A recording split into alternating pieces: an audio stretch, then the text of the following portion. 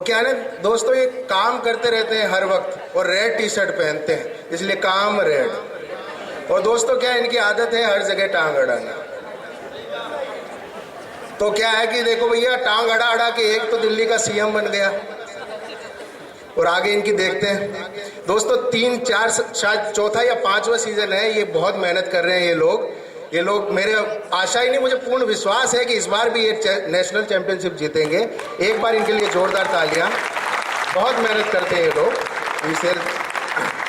चलिए दोस्तों, शायद मेरे को अभी पता चला है कि अपने बीच में एक और गेस्ट आने वाले हैं। एक बार उन्हें फोन वोन कर लेता हूं, देखता हूं कि वो यहीं है, कहाँ है, क्या है।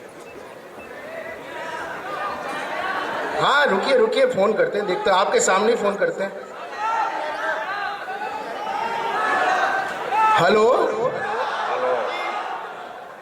हेलो, नमस्ते। अरे ये तो मोदी जी निकले। हाँ मोदी जी, कहाँ तक पहुंचे आप? प्रोग्राम में आपका इंतजार हो रहा है? जी बिल्कुल, मैं अभी फ्लाइट में हूँ। आप अभी फ्लाइट में हैं? जी कितनी देर में पहुंचेंगे सर? बस मैं 15-20 मिनट में आपके पास पहुँच जाऊँगा।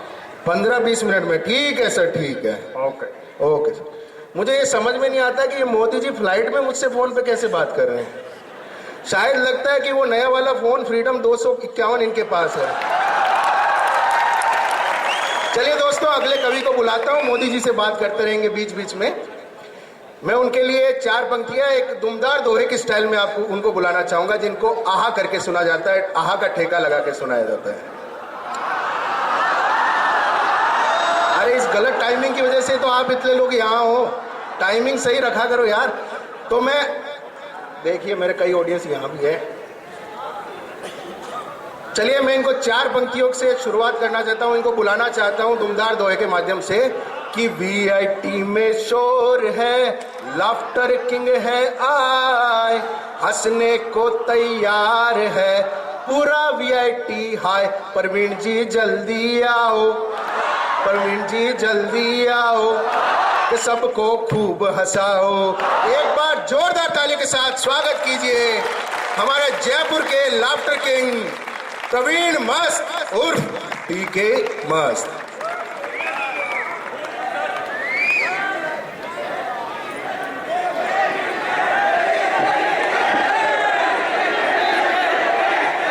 रुक जा, इसको थोड़ा सा रुक जा।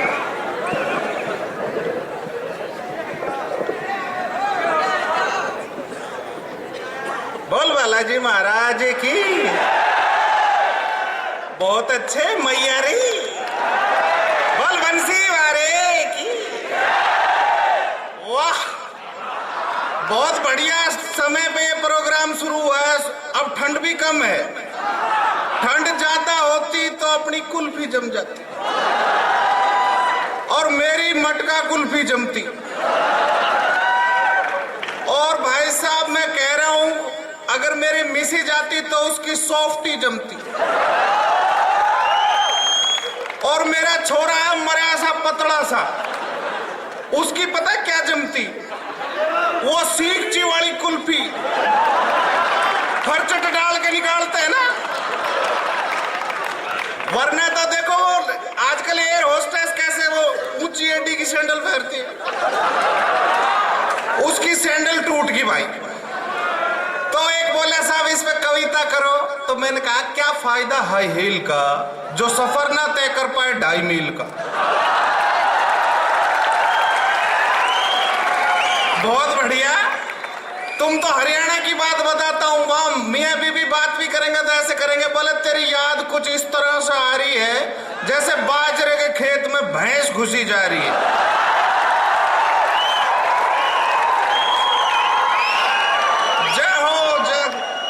और आगे सुनो, बोले तेरा दीवाना चांद तो रुक जाते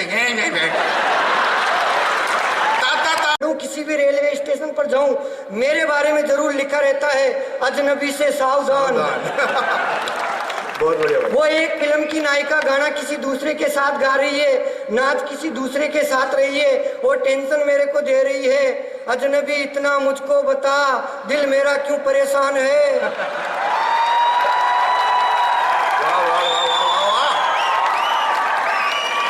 अजनबी इतना मुझको बता, दिल मेरा क्यों परेशान है। अरे जब अपन तेरे से अनजान है तो अपन को क्या मालूम दिल तेरा क्यों परेशान है। ये सब समय का परिवर्तन है साहब, कब किसके साथ क्या हो जाए। अभी थोड़े दिन पहले मेरे गांव में तो शोले फिल्म की शूटिंग करने वाले आए, मैंने भी ऑडिशन दिया, मेरा नंबर आ गया, मुझे धर्मेंद्र बना दिया गया। मुझे धर्मेंद्र का रोल मिला पर मेरे हाथ पैर नहीं बंधे, मुझे हैंगर पे लटका दिया गया। हैंगर पे लटका के गब्बर सिंह ने पिस्तौल लगा के कहा, हाँ खींच लो भाई साहब।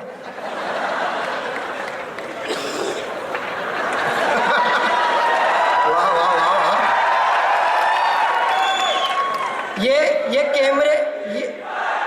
ये कैमरे वाले भी जहां सुंदरता दिखे वहीं फोटो खींचने लग जाते।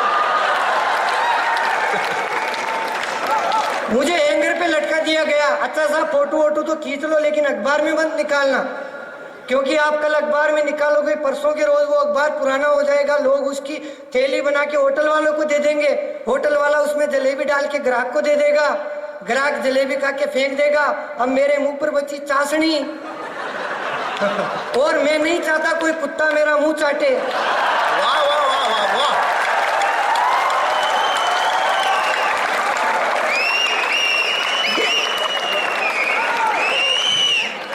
ये सब समय का परिवर्तन है, कब किसके साथ क्या हो जाए। मेरे को हैंगर पे लटका के गब्बर सिंह ने यहाँ पिस्तौल लगाई, फिर कहा बसंती को सामने खड़ा करके बोल बसंती मत नाच इन कुत्तों के सामने। मैंने भी वैसा ही कहा, जब शरीर है ही नहीं तो वैसा ही करते ना यार, पिस्तौल लगा दी। मेरे को कहा बोल बसंती मत नाच इन कुत्तों के सामने, मैंने भी वैसा ही कहा बसंती मत नाच इन कुत्तों के सामने। तो बसंती नाटक करने लग गई, बोली नहीं मैं तो नाचूंगी, नहीं मैं तो नाचूंगी, बहुत दिनों बाद तो डीजे लगाए। ये सब समय का परिवर्तन है साहब, सब किसके साथ क्या हो जाए।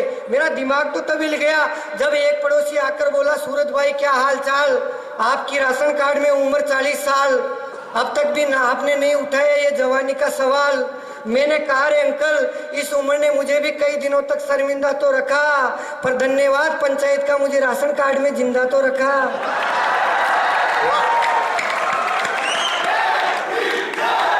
तब जाकर पड़ोसी के माजरा समझ में आया। अच्छा ये सब समय का परिवर्तन है, कब किस देश की सारी समस्याएं आप लोगों के सामने खड़ी हुई है। वो कभी धरना तो कभी अनशन के मूड में है, वो कभी धरना तो कभी अनशन के मूड में है, पर उनकी जनता कहाँ ओड इवन के मूड में है। अच्छा साहब देश के इतने बड़े शानदार हास्य कवि बैठा हुआ आपके सामने, CBI के अंदर इंस्पेक्टर साहब है प्रवीण भैया, बहुत ईमानदार इंस्पेक्टर है, आप इनका मोटा शरीर देखकर भी अनुमान लगा सकते हैं। ये सब साहब किसी से पूछो क्या जवाब क्या मिलता है। आजकल के ये बच्चे बिगड़ रहे हैं पश्चिमी माहौल से, हिंदी गानों के अजब गजब बोल से, मेरे फोटो को चिपका ले फेविकोल से। अब इस गाने में आपको कहाँ लग रहा है कि हीरोइन प्यार कर रही है, ऐसा लगता है जैसे फेविकोल का प्रचार कर रही है। आजकल के किसी बच्चे से मैडम पूछ ले विज्ञान की परिभाषा, आजकल के किसी बच्चे से मैडम पूछ ले विज्ञान की परिभाषा, तो मैडम के हाथ लगेगी केवल और केवल निराशा। और भूल कर भी पूछ ले किसी बच्चे से इमरान हाशमी की परिभाषा, और भूल कर भी पूछ ले किसी बच्चे से इमरान हाशमी की परिभाषा, तो मेरा दावा है बच्चा ये उत्तर सारी क्लास को रटा देगा, मैडम को प्रैक्टिकल सहित उत्तर बता देगा।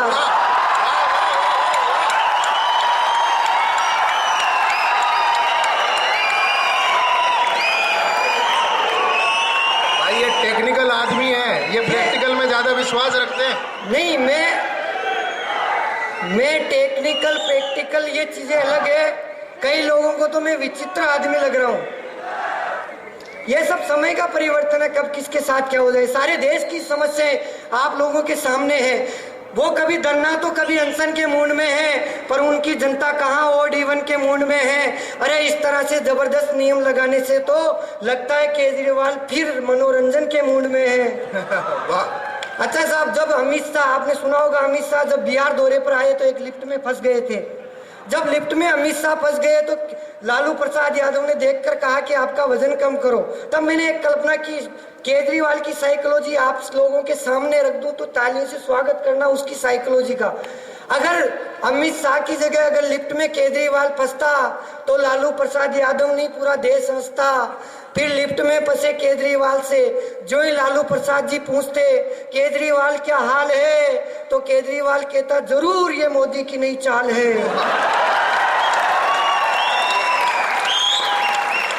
ये सब समय का परिवर्तन है, कब किसके साथ क्या हो जाए। 1980 के अंदर लड़कियां गाना गाती थी, अगर तुम मिल जाओ जमाना छोड़ देंगे हम।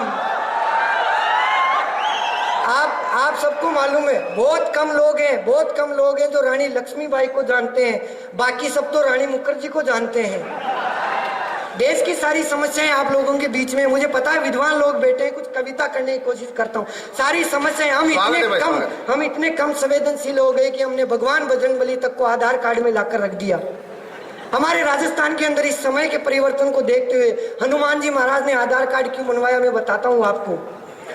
क्योंकि ये घोर कलयुग है, यहाँ साक्षात बजरंगबली आ जाए, अरे तो भी कई ऐसे लोग हैं जो उनको फर्जी बताए।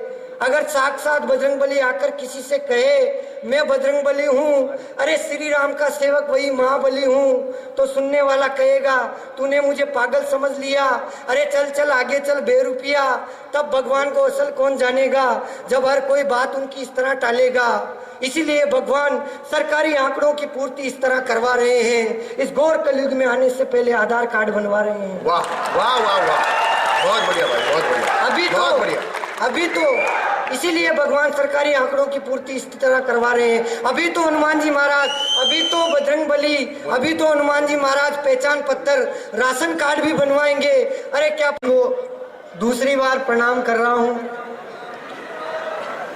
आप सबको, मैं दिख तो रहा हूँ ना? नहीं, वो क्या है कि माइक का साइज और मेरा शरीर एक साइज का है ना, इसलिए पूछ रहा हूँ।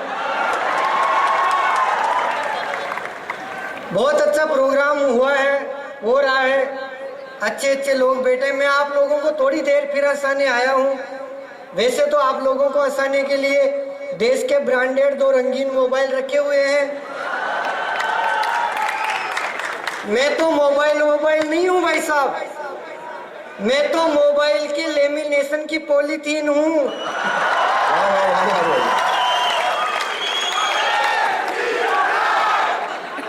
बहुत अच्छा प्रोग्राम चल रहा है, वीआईटी के आयोजकों ने बहुत अच्छा शानदार प्रोग्राम सजाया है। वरना आजकल के आयोजक तो अजीबोगरीब टोटके अपना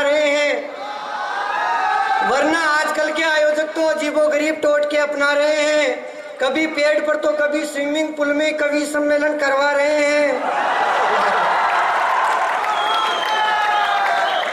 देखो यार, मैं कुंवारा हूँ, आप सीटियां मत बजाओ, मैं सीधा साधा आदमी हूँ। आजकल के आयोजक तो अजीबोगरीब टोटके अपना रहे हैं, कभी पेड़ पर तो कभी स्विमिंग पूल में कवि सम्मेलन करवा रहे हैं। जब स्विमिंग पूल में कवि सम्मेलन था, हालांकि कवियों की पेमेंट में नरमी थी, पर यह अच्छी बात है कि उस समय गर्मी थी। अगर सर्दी होती तो हास्य का कवि करुण रस में चला जाता, अगर सर्दी होती तो हास्य रस का कवि करुण रस में चला जाता, करुण रस के कवि को आज से नजर आता। मेरे जैसे का तो पानी से ही शरीर सूजने लग जाता, मेरे जैसे का तो पानी से ही शरीर सूजने लग जाता, वीर रस का कवि तो दूधने लग जाता। और साहब, दिमाग तो तब हिल गया जब एक आयोजक को पता नहीं किसने सुझाया, उसने एक अखिल भारतीय विराट शराबी कवि सम्मेलन करवाया, जिसमें देश के 5 टल्ली कवियों को बुलाया। मुझे पता है आपके सब्जेक्ट की बात कर रहा हूं मैं।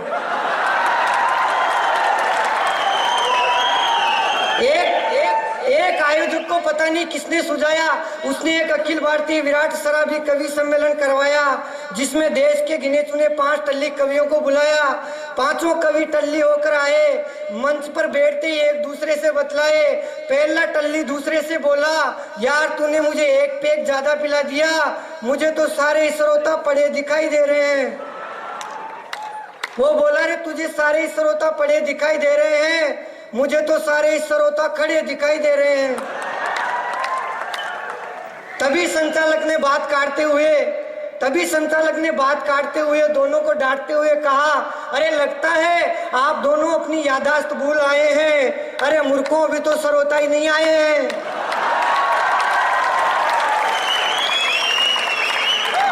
ये आप आनंद और मस्ती के साथ सुनना। मैं आपको थोड़ी सी मस्ती दूंगा, आप लोगों को थोड़ी देर हंसाऊंगा और आप लोगों को बता दूं, आप लोगों को हंसाने के लिए मैंने इस धरती पर अवतार लिया है।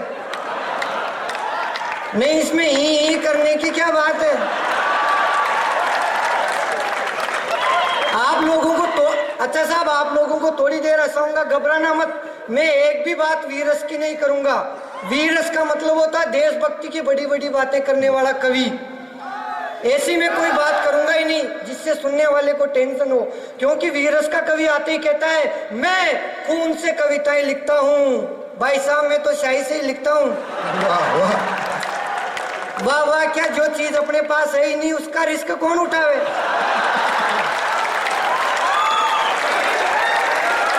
बहुत बढ़िया भाई, बहुत बढ़िया। एक बार जोरदार तालियां सूरत के लिए।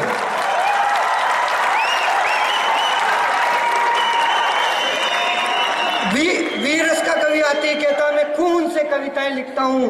भाई साहब, मैं तो शाही से लिखता हूँ। हाँ, ये अलग बात है, कभी कभी ज्यादा गुस्सा आ जाता है तो लाल पेन से लिख लेता हूँ। मैं तो वीरस की बात करता ही नहीं, क्योंकि मैंने एक मंच पर वीरस की कविता सुनाई तो इतनी भयंकर प्रतिक्रिया आई। मैंने जो ही कहा ये भारत मेरा देश मेरी जान है, इस पर तो मेरी जान भी कुर्बान। इतना कहते ही 4-5 श्रोता हैरान। एक श्रोता ने तो खड़े होकर भी कह दिया, अरे क्यों झूठ बोल रहा है, यहाँ तेरे में जान है ही कहाँ।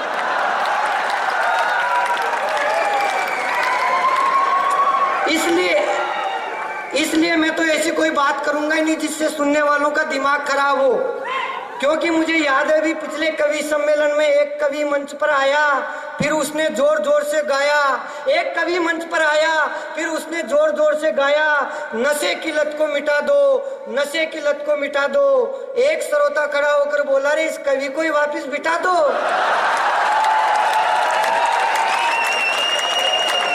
इसलिए मैं तो ऐसी कोई बात करूं। अच्छा साहब, आज आपकी इस विवेकानंद इस इंस्टीट्यूट के अंदर देश के बड़े प्रख्यात, विख्यात और कुछ कुख्यात कवि बैठे हुए हैं, लेकिन इनमें और मेरे में सिर्फ इतना सा फर्क है, ये सारे कवि सर्जन के कवि हैं, अपन विसर्जन के कवि हैं। इसलिए भी आप लोग मुझे बहुत ध्यान से सुनना, क्योंकि मैं कई बार आपको बता चुका हूं मैं बहुत इंटेलिजेंट कवि हूं। नहीं, इसमें ही करने की क्या बात है। अभी कई बार मेरे 12वीं कक्षा में मेरिट में आने में 60% ही कम थी। भाई साहब, मैं तो बहुत इंटेलिजेंट हूँ, मेरे को तो गोल्ड मेडल मिलना चाहिए। मैं तो हिंदी का इतना इंटेलिजेंट कवि हूँ। मैंने तो हिंदी की कविताएं ऐसी ऐसी जगह पढ़ी है जहाँ लोग हिंदी नहीं जानते। मैं तो बचपन से हर विषय के अंदर होशियार हूँ, सिवाय स्वास्थ्य शारीरिक शिक्षा को छोड़कर। आप लोगों को लग भी रहा होगा, कई लोग तो मेरा दुबला पतला शरीर देखकर ऐसे सोच रहे हैं, ये कवि तो पैदल ही आया दिखे। ये इधर वाले तो सोच रहे हैं इस कवि को तो 2 बूंद नहीं पूरी शीशी पिलानी पड़ेगी पोलियो। अच्छा साहब, दुबला पतला होने से एक ही फायदा है, बाकी नुकसान ही नुकसान है। दुबला पतला होने से फायदा सिर्फ इतना सा है, कोई व्यक्ति मुझे अपनी गाड़ी के धक्का लगाने के लिए नहीं कहता, क्योंकि उसको मालूम है गाड़ी स्टार्ट हो गई तो सबसे पहले इसी को हॉस्पिटल ले जाना पड़ेगा। बाकी तो नुकसान ही नुकसान है। मैं तो मंदिर जाऊं तो भी समस्या, रास्ते में लोग रोक कर कहते हैं बेटा तुझे भक्ति की नहीं शक्ति की जरूरत है। अच्छा साहब, दुबला पतला होने से कोई लड़की प्यार व्यार करना तो दूर की बात, राखी तक नहीं बांधती। बहुत बढ़िया। वो राखी इसलिए नहीं बांधती क्योंकि वो सोचती होगी कि ये तो अपने को किसी दूसरे से बचा भी नहीं सकता। प्यार व्यार की ये समस्या मैंने प्रवीण भैया को बताई तो इन्होंने पूरी बात समझाई। बोला रे सूरत अजनबी, तेरी सूरत इतनी खास नहीं, तेरी हड्डी तक पर मांस नहीं। कि सूरत अजनबी, तेरी सूरत इतनी खास नहीं, तेरी हड्डी तक पर मांस नहीं। क्या तेरे से लड़कियां प्यार करे, तेरे जीने तक की आस नहीं। वाह वाह वाह वाह भाई। भाई साहब मतलब भाई, हाँ मुझे पता है आप बेरुचि वाले इंसान है। आनंद और मस्ती के साथ सुनो, बाकी तो समस्या ही समस्या। मैं तो मोटरसाइकिल चलाऊं तो मेरे पीछे जो बैठता है वो मुझे नहीं मोटरसाइकिल को नहीं पकड़ता, मुझे पकड़ के बैठता है। पहला ही दिन था कि स्कूल में गया, एक लड़के को खड़ा किया, मैंने कहा बता बेटा ये धरती क्यों घूमती है। छोरा बोला सर कुछ खाओगे पियोगे, नहीं तो ऐसे ही घूमेगी। वाह वाह वाह भाई। ये जो ताली बजा रहे ये तेरे स्टाफ के दिखते हैं लगते हैं। फिर मैंने दूसरे लड़के को खड़ा किया, मैंने कहा भारत के पूर्व प्रधानमंत्री का नाम बताओ। फिर मैंने दूसरे लड़के को खड़ा किया, मैंने कहा भारत के पूर्व प्रधानमंत्री का नाम बताओ। छोरा 5 मिनट तक चुपचाप खड़ा रहा, मैं भी इसी सवाल पर अड़ा रहा। मैंने कहा रे सुनता नहीं क्या, भारत के पूर्व प्रधानमंत्री का नाम बताओ। छोरा बोला सर मेरी खामोशी को जवाब समझ जाओ। फिर मैंने दूसरे लड़के को खड़ा किया, मैंने कहा रे तू बता कुत्ता अपनी पूंछ क्यों हिलाता है। छोरा बोला सर क्योंकि पूंछ कुत्ते को नहीं हिला सकती। समस्या खत्म होने। अच्छा साहब ये तो दूर की बात, मैं तो भूले से एक दिन मेरी प्रेमिका की गली में चला गया। यहाँ प्रेम के शिकार होते भाई। नहीं गया जो तो गया, आगे की दुर्गति भी सुनो साहब। प्रेमिका की गली में जो गया तो गया, पर लड़कों ने देख लिया, लड़कों ने देखा जो भी कुछ नहीं, पर मेरे पीछे 4-5 कुत्ते लगा दिए। अब कुत्ते लगा ये भी कोई बड़ी बात नहीं। फिर गाने लगे जब प्यार किया तो डरना क्या, जब प्यार किया तो डरना क्या। ये सब समय का परिवर्तन है। फिर मैंने तीसरे लड़के को खड़ा किया, मैंने कहा रे तू बता बेटा क्या अपने पूर्वज बंदर थे, तू बता क्या अपने पूर्वज बंदर थे। छोरा बोला सर माइंड योर लैंग्वेज, आपके आपके आपके पूर्वज होंगे बंदर, हमारे तो अग्रवाल थे।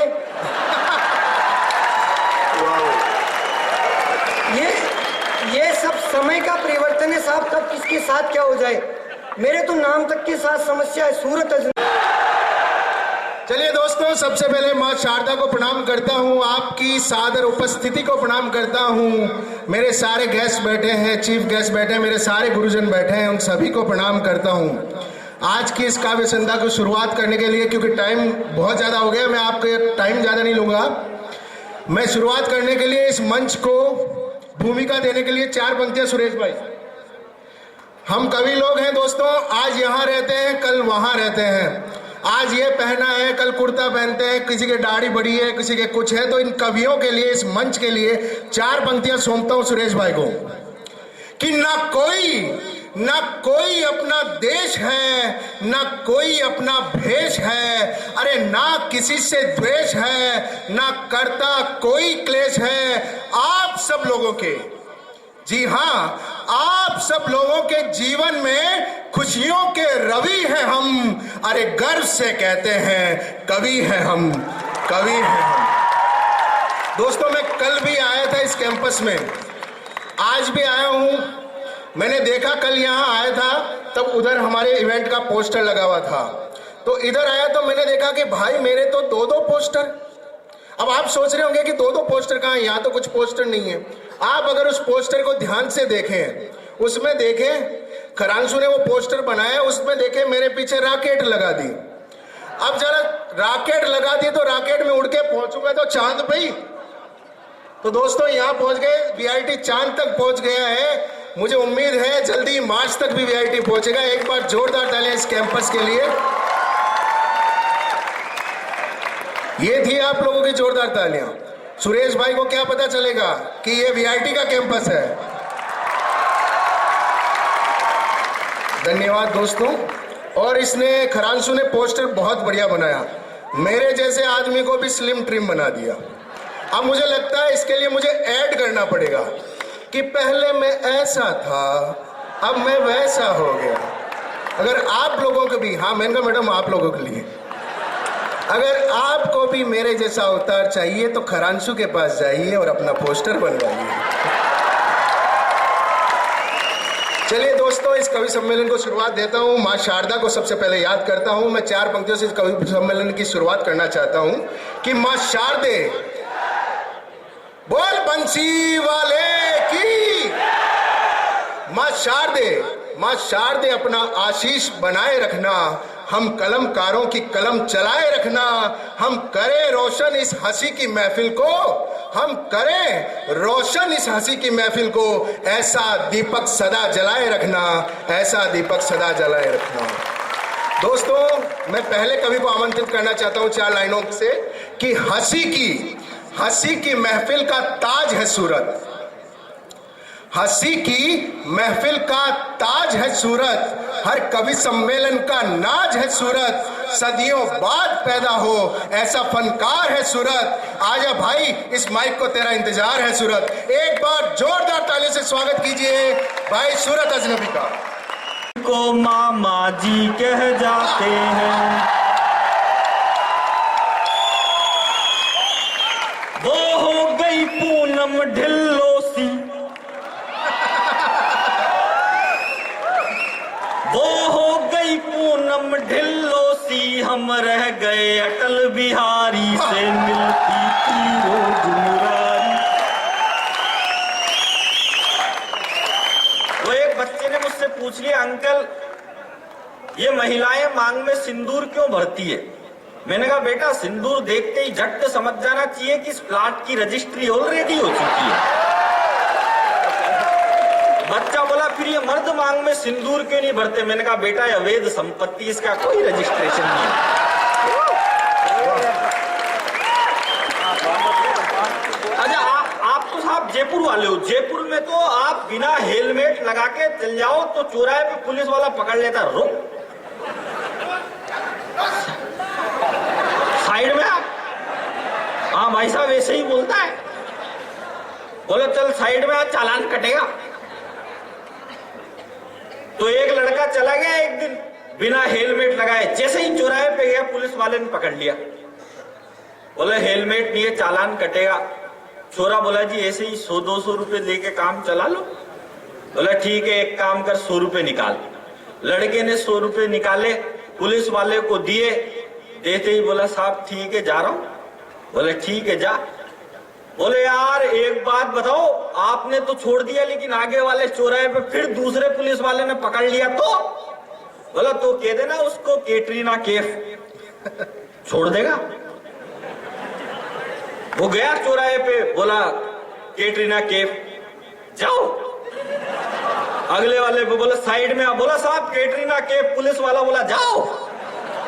अगले के कैटरीना कैफ इतनी काम में आई कि उसका नाम लेके पूरे शहर में बिना हेलमेट के घूम लिया। अगले दिन फिर उस छोरे ने यही टेक्निक अपनाई। बोले जब अपने पास ऑलरेडी कैटरीना कैफ उपलब्ध है तो फिर हेलमेट लगाने की जरूरत क्या है।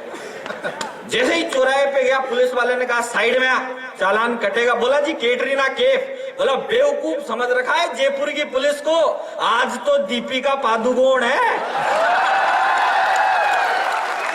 बहुत बढ़िया, बढ़िया क्या, मैं वो अमेरिकन की बात बता रहा था। वो साहब एक अमेरिकन तो हमारे बरवाड़ा में आ गया, हमारे गांव में। देखो गांव की कितनी मार्केटिंग करता हूं मैं। और वो गांव में आया, जैसे ही सब्जी मंडी में आया, सब्जी मंडी में वो सेब के हाथ लगा के बोला व्हाट इज दिस। मैंने कहा ए फॉर एप्पल। बोला तुम्हारे देश में इतना छोटा छोटा एप्पल, हमारे अमेरिका में इतना बड़ा बड़ा एप्पल। मैंने कहा गजब रे। आम के हाथ लगा के बोला व्हाट इज दिस। मैंने कहा एम फॉर मैंगो। बोला तुम्हारे देश में इतना छोटा छोटा मैंगो, हमारे अमेरिका में इतना बड़ा बड़ा मैंगो। केले के हाथ लगा के बोला व्हाट इज दिस। मैंने कहा बी फॉर बनाना। बोला तुम्हारे देश में इतना छोटा छोटा बनाना, हमारे अमेरिका में इतना बड़ा बड़ा बनाना। अब मैंने कहा यार हमारे देश की इज्जत का सवाल। मैंने भी नीचे से तरबूज उठाया कांधे पे, वो बोला व्हाट इज दिस। मैंने कहा ये हमारे देश का अंगूर है।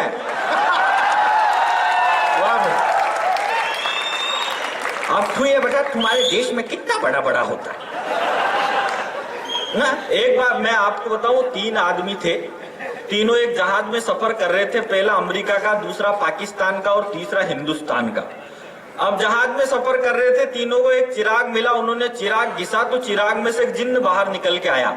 जिन्न बोला कि मैं तुम तीनों को मार दूंगा, तो तीनों जिन्न के पैरों में गिर गए। बोला भाई साहब मारो तो मत, थोड़ी सी तो छूट दो। जिन्न बोला ठीक है, मैं तुमको एक छूट देता हूं, तुम तीनों समंदर में कोई एक छोटी सी चीज उठा के फेंको। वो चीज इतनी छोटी होनी चाहिए कि मेरे को नहीं मिलनी चाहिए, अगर मेरे को मिल गई तो मैं उस आदमी को मार दूंगा जिसने फेंकी है। अब पहला नंबर अमेरिका वाले का था। अमेरिका वाले ने दिमाग लगाया, दिमाग लगा के जेब में से एक आलपिन निकाली, समंदर में फेंकी, जिन्न गया और 5 मिनट में वो आलपिन ढूंढ के लिए आया, अमेरिकन खलास। दूसरा पाकिस्तान का था, वो थोड़ा ज्यादा इंटेलिजेंट था, उसने भी पैगंबर हजरत नबी सल्लल्लाहु अलैहि वसल्लम को याद किया, ला इलाहा इल्लल्लाह मुहम्मदुर रसूलुल्लाह कलमा पढ़ा।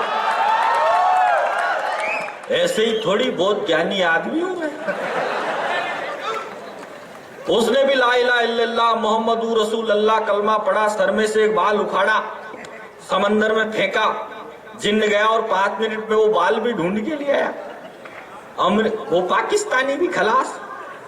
अब तीसरा वो हिंदुस्तानी, और हिंदुस्तान में भी वीआईटी का स्टूडेंट।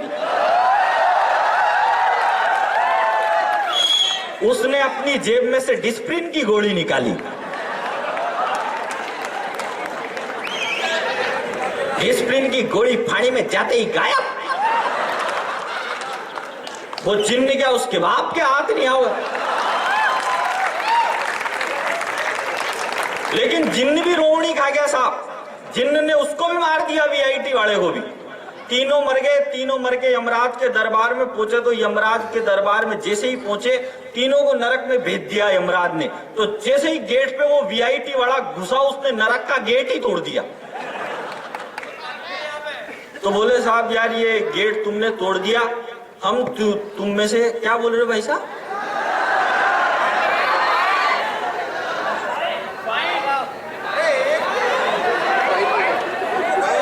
अरे एक तो बोलो।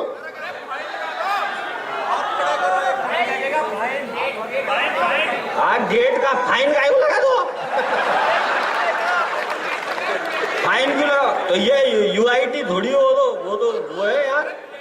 हाँ वीआईटी समझता हूँ मैं, यूआईटी भी समझता हूँ। तू क्या सोच रहा है मैं हॉलैंड से आया हूँ?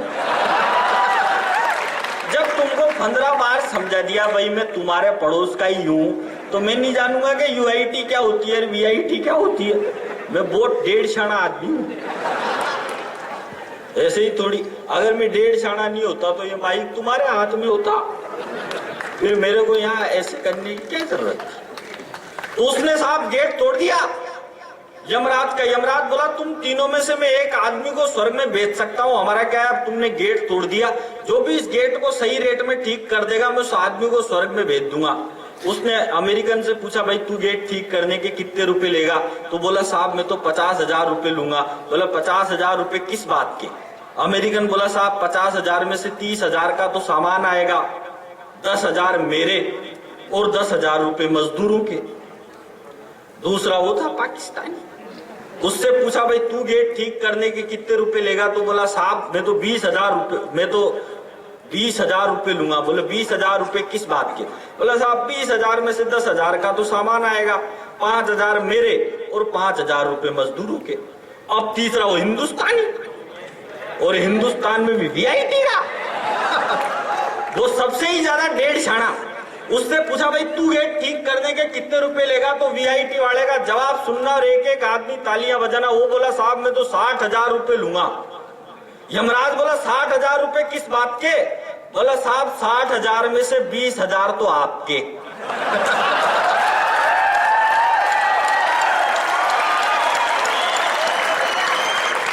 20,000 मेरे और बाकी बचे 20,000 वो इस पाकिस्तानी को दे देंगे, गेट बनाता रहेगा।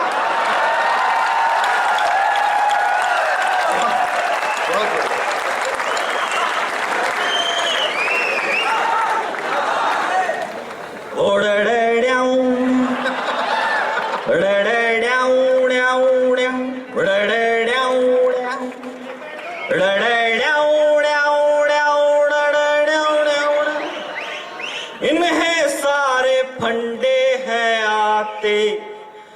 नाक इंडिया की कैसे कटाते, देश को तो ये नीचे है रखते, हुस्न आंखों पे सर पे बिठाते। ओ विराट कोहली पहले से कितना बदल गया, ओ विराट कोहली पहले से कितना बदल गया, अनुष्का की गुगली का जादू उस पे चल गया।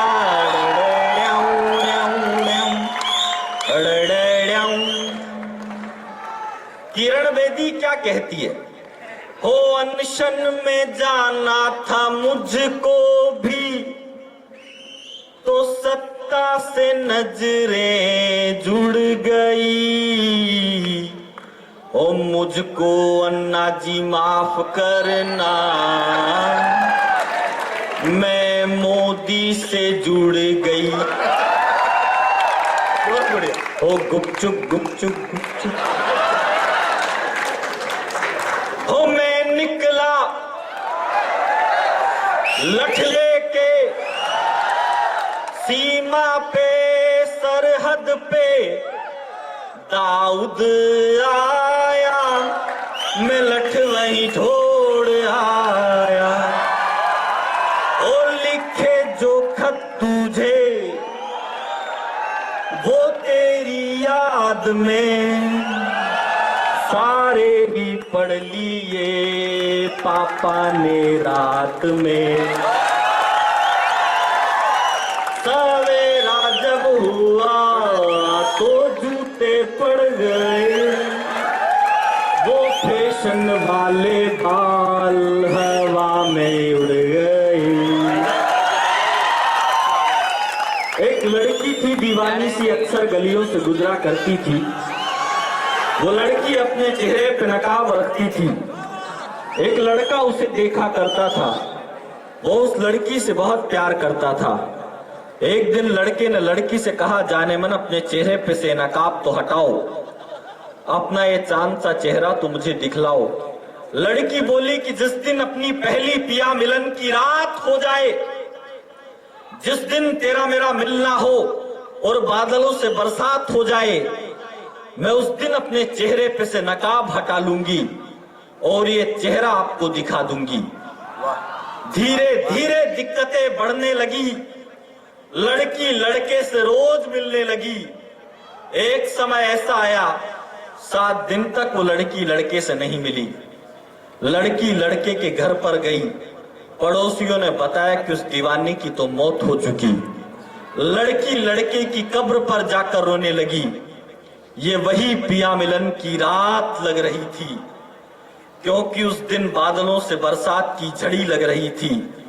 तभी उनकी प्रेम कहानी में एक किस्सा और जुड़ गया। आंधी के थपेड़े से लड़की के चेहरे का नकाब उड़ गया। लड़की ने अपना वादा निभा लिया, अपना चेहरा अपने प्रेमी को दिखा दिया। तभी कब्र में से आवाज आई, ये दोस्त, ये तो समय समय की बात है। कल तेरे चेहरे पे नकाब था, आज मेरे चेहरे पे नकाब। वाह वाह वाह, बहुत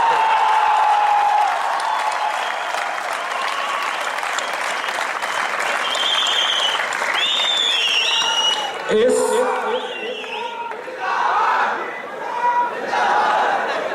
गजब का इनकलाब लाओगे। मैं एक कविता, एक आखिरी कविता लड़कियों की जिंदगी पे सुनाता हूं। मुझे बस आप 10 मिनट और दे दो। मैं लड़कियों की जिंदगी पर एक अंतिम कविता सुनाता हूं। लड़कियां क्या होती है और उनको होना क्या चाहिए था।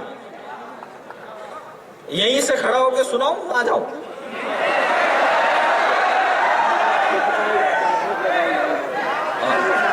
आऊंगा, अभी उधर आ जाऊंगा मैं, चिंता मत करो। और मैं जानता हूं उधर आ जाऊंगा तो तुम वैसे ही करोगे जैसे कल करा था। अच्छा, कल तो फिर भी कोई फायदा था, आज तो कुछ भी नहीं।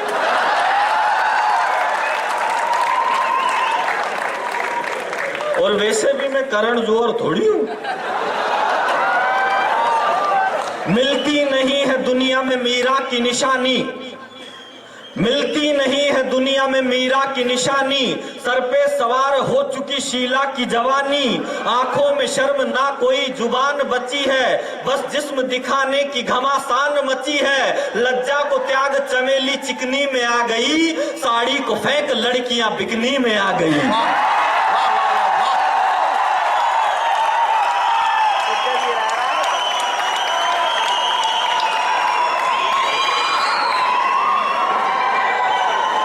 चार लाइनों में आपकी फिर से तालियां चाहता हूं।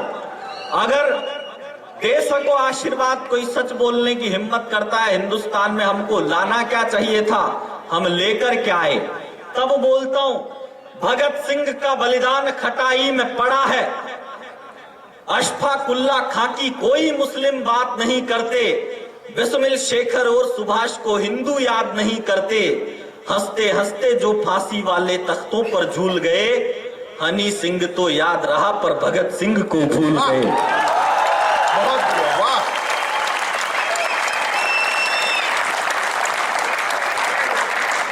भगत सिंह का बलिदान खटाई में पड़ा है, अगर दे सको आशीर्वाद तो पूरा पांडाल दोनों हाथ ऊपर उठाकर बजाना। भगत सिंह का बलिदान खटाई में पड़ा है। मैं हिंदुस्तान की सरकार से पूछना चाहता हूं, मैंने एक कविता लिखी थी साहब नरेंद्र मोदी जी के समर्थन में, आपने सुनी होगी, यूट्यूब पर बहुत लोगों ने पढ़ी होगी, जरूरत पड़ी तो सेना की कमान नरेंद्र मोदी के हाथों में अटका देना, 24 घंटे बाद दाऊद अब्राहम जिंदा बच जाए तो बदले में मुझे फांसी पर लटका देना। अब उसको तो लटकाया नहीं, लोग मेरे से पूछते हैं तू कब लटक रहा है। मुझे इस बात की भी कोई शिकायत नहीं है, मुझे 64 साल से हिंदुस्तान की हर सरकार से एक शिकायत है, दिल्ली में औरंगजेब तक के नाम की सड़क बनती है, लेकिन आज तक हिंदुस्तान की सरकार भगत सिंह और चंद्रशेखर आजाद को आतंकवादी मानती है। अगर नरेंद्र मोदी तुम भारत माँ के बेटे हो तो सारे काम बाद में करना, ये 251 के मोबाइल बाद में चलाना, पहले भगत सिंह, चंद्रशेखर आजाद, वीर दामोदर सावरकर, सुभाष चंद्र बोस, इन सबको शहीद घोषित करो, इन सब की प्रतिमाएं बनाओ। ये कब तक चला रहेगा, एक ही खानदान की मूर्तियां लगी रहेगी।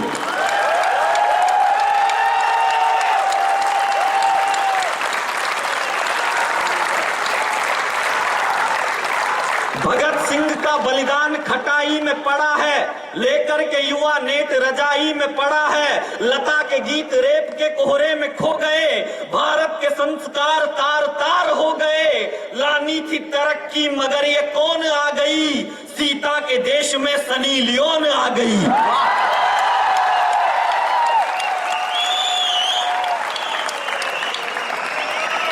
लानी थी तरक्की मगर ये कौन आ गई, सीता के देश में लड़कियां होती क्या है, मेरी नजर में एक लड़की क्या होती है अब बताता हूं, मैं कविता को गंभीर करता हूं। होती है धरा और आसमान लड़कियां, पावन पुनीत विष्णु का विधान लड़कियां। देखो जो लोग जा रहे हैं, केवल मैं उनके 5-7 मिनट और चाहता हूं, 5-7 मिनट के बाद मैं भी नहीं रहूंगा, फिर आप भी नहीं रहोगे, फिर कोई भी नहीं रहेगा, ये सुना पांडाल रहेगा। लेकिन अगर आपने मुझे 5-7 मिनट और दे दिए तो मैं आपको वो सुना के जाऊंगा जिसके लिए आपका भी जीवन समर्थ हो और मेरा भी हो। मैं एक कविता सुनाने की कोशिश करता हूं भारत माता के इन बेटों के बीच में, क्योंकि साहब मैंने 35 देशों की यात्राएं की, मैं 35 अलग अलग मुल्कों में गया, लेकिन आज मैं वीआईटी के इस पांडाल में घोषणा करता हूं कि मैं अपने 35 की 35 विदेश यात्राएं इस एक विवेकानंद यूनिवर्सिटी के कॉलेज पे न्योछावर करने की घोषणा करता हूं। आपके बीच में केराम साहब, बगड़िया साहब, आपके बीच में आकर मुझे ऐसा लगा जैसे अब मुझे हरिद्वार जाने की कोई जरूरत नहीं है, मैंने यहीं कोई तीर्थ कर लिया है। बस एक कविता सुनाता हूं, इसको आप ध्यान से सुन लेना। होती है धरा और आसमान लड़कियां, पावन पुनीत विष्णु का विधान लड़कियां, होती है पवन पुत्र सी प्रणम में लड़कियां, अद्भुत अटूट साहसी अदम में लड़कियां, उनके लिए तो प्यार में सनम है लड़कियां, मेरे लिए तो वंदे मातरम है लड़कियां।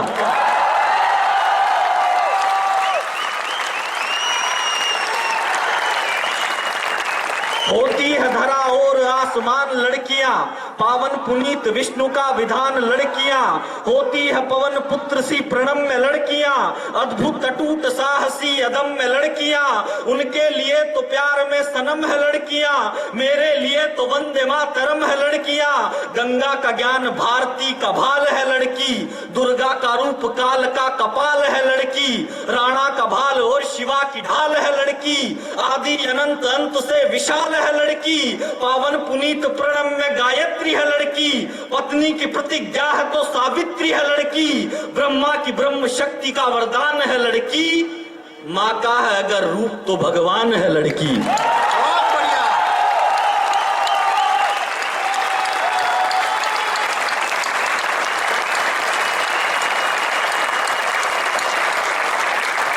उसकी दुआएं कभी खाली नहीं जाती, उसकी बद्दुआ कभी टाली नहीं जाती, और बर्तन मांज कर भी माँ 3-4 बच्चे पाल लेती है, पर 3-4 बच्चों से एक माँ पाली नहीं जाती। बहुत बढ़िया। वाह वाह वाह वाह वाह।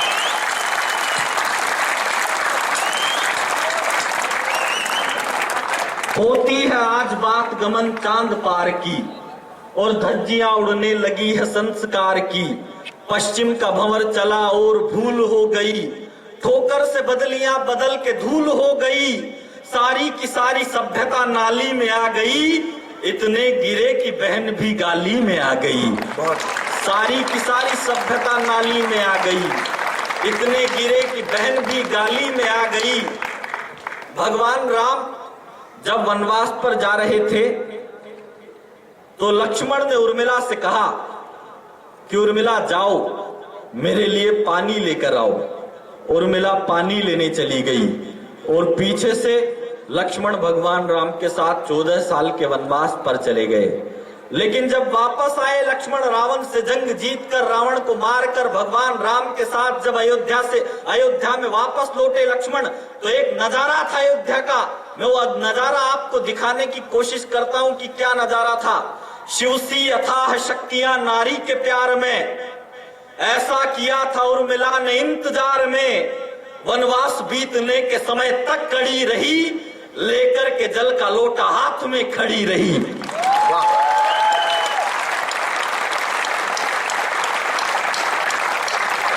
देखिए साहब, मैं राजस्थान की धरती का बेटा हूं।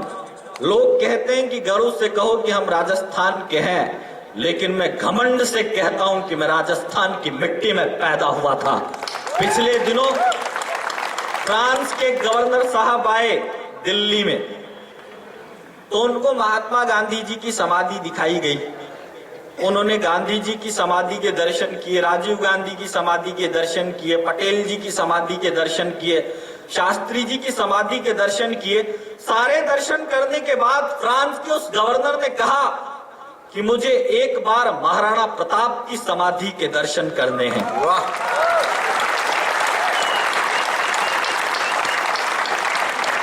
ये बड़ी बात थी साहब कि सबके सर झुक गए। बोले कि महाराणा प्रताप की समाधि तो है ही नहीं दिल्ली में, आपको दिखाएं कैसे। लेकिन गवर्नर साहब भी जिद्दी थे फ्रांस के, बोले कि मुझे तो देखनी है। तो उनको प्लेन से उदयपुर के गांव प्रेम मगरी में लाया गया। वहां पर उनको महाराणा प्रताप की समाधि के दर्शन कराए गए। तो गवर्नर साहब ने कुछ मिट्टी उठाई, अपने थैले में भरी, मिट्टी उठाई, अपने थैले में भरी, मिट्टी उठाई, अपने थैले में भरी। तो हिंदुस्तान के नेताओं ने पूछा, गवर्नर साहब ये क्या कर रहे हैं आप, इस मिट्टी को थैले में भरकर कहां ले जा रहे हैं। तो फ्रांस के उस गवर्नर ने उत्तर दिया कि मैं इस मिट्टी को ले जाकर फ्रांस की मिट्टी में मिला दूंगा, ताकि हमारी धरती पर भी महाराणा प्रताप जैसे पुत्र पैदा हो सके।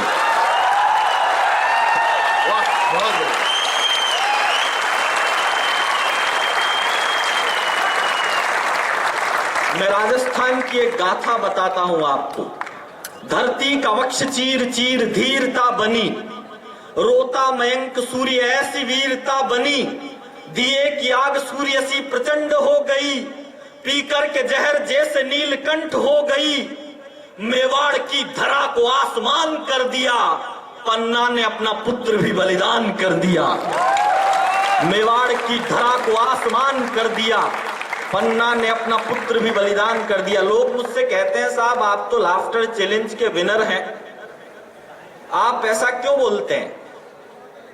मैं ऐसा इसलिए बोलता हूं साहब, जब हिंदुस्तान में किसी को किसी बड़े अभिनेता की आवाज से सुकून नहीं मिला, तब मुझे उतर कर आना पड़ा एक कहने के लिए, तेरी शोहरत मेरी शोहरत तेरी अखबार की मोहताज नहीं है।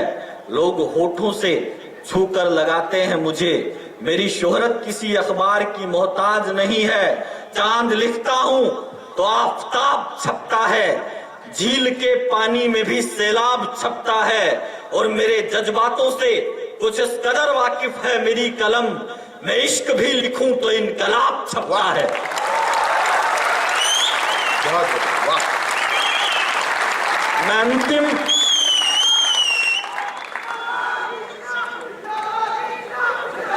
अंतिम 4 पंक्तियां आपके बीच में सुनाता हूं। सलुम्बर के एक राजा हुए राव चूड़ा। राव चूड़ा को युद्ध लड़ने के लिए जाना पड़ा। राव चूड़ा को जब युद्ध लड़ने के लिए जाना पड़ा तो राव चूड़ा बोले कि अभी तो मेरे पत्नी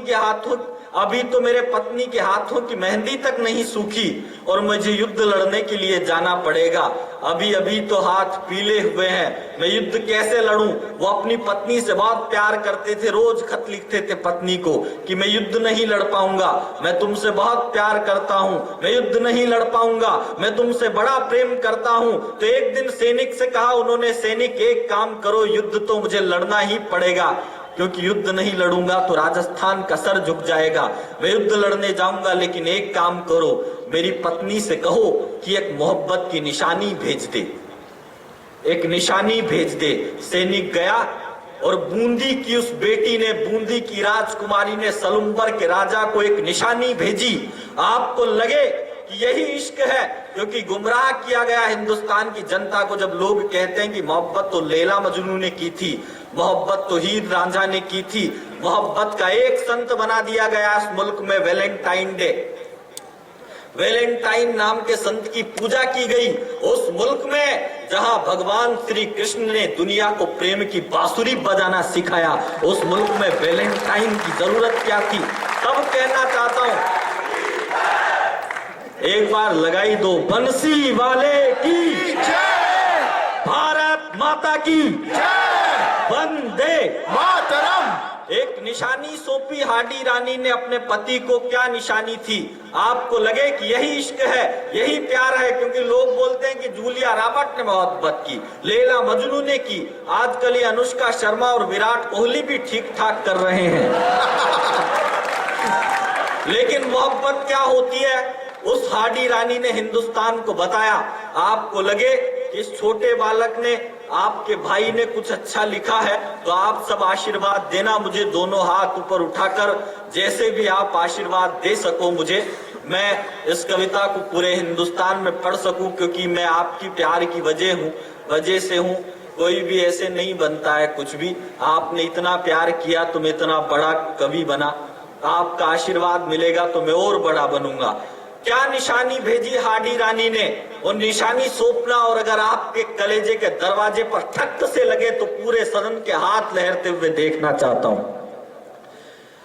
धरती का वक्ष चीर चीर धीरता बनी, रोता मयंक सूर्य ऐसी वीरता बनी, दिए की आग सूर्य सी प्रचंड हो गई, पीकर के जहर जैसे नीलकंठ हो गई, सागर के आंसू रोई थी चंबल की धार भी, इससे बड़ी कथा नहीं मिलेगी प्यार की, चूड़ा को जंग जीत का आशीष दे दिया, थाली में काट शत्रुणी ने शीश दे दिया।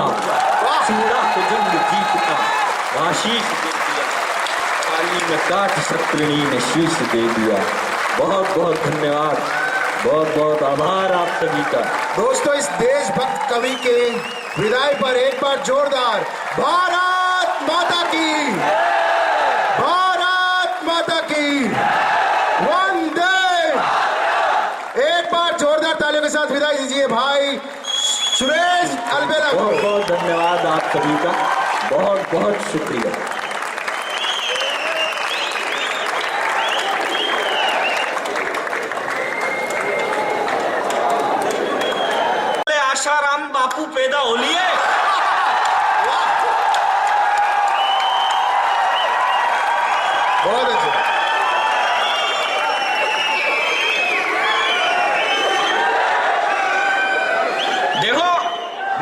आपको बताऊं,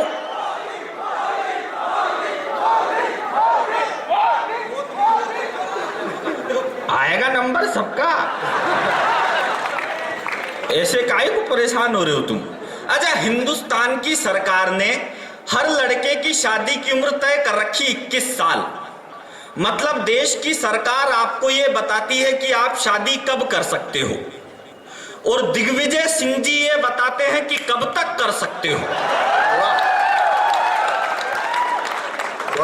और आशाराम बापू और नारायण दत्त तिवारी से तो ये शिक्षा मिलती है कि जब तक वैलिडिटी खत्म नहीं हो जाए तब तक कर सकते हो।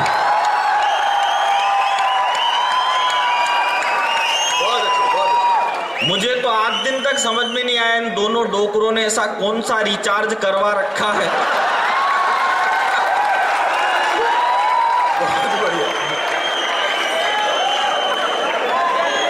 टॉक टाइम खत्म होने का नाम ही नहीं लेता। अच्छा, लोग साहब बिना बात परेशान, सारा देश परेशान, बोले ये आतंकवाद हो गया, ये पठानकोट पे हमला हो गया, ये महंगाई बढ़ गई, ये दाल महंगी हो गई, ये मुर्गा महंगा हो गया, सब परेशान है। देखो, ये सब देश की समस्या नहीं है साहब, आतंकवाद इस देश की समस्या नहीं है, महंगाई भी इस देश की समस्या नहीं है। इस देश की सबसे बड़ी तकलीफ ये है कि 50 साल हो गए लेकिन फिर भी वो पार्ले जी वाला लड़का वो बड़ा होने का नाम नहीं ले रहा। वाह, बहुत बढ़िया। और उससे भी बड़ी तकलीफ ये है कि वो एमडीएच वाला डोकरा वो सलटने का नाम नहीं ले रहा।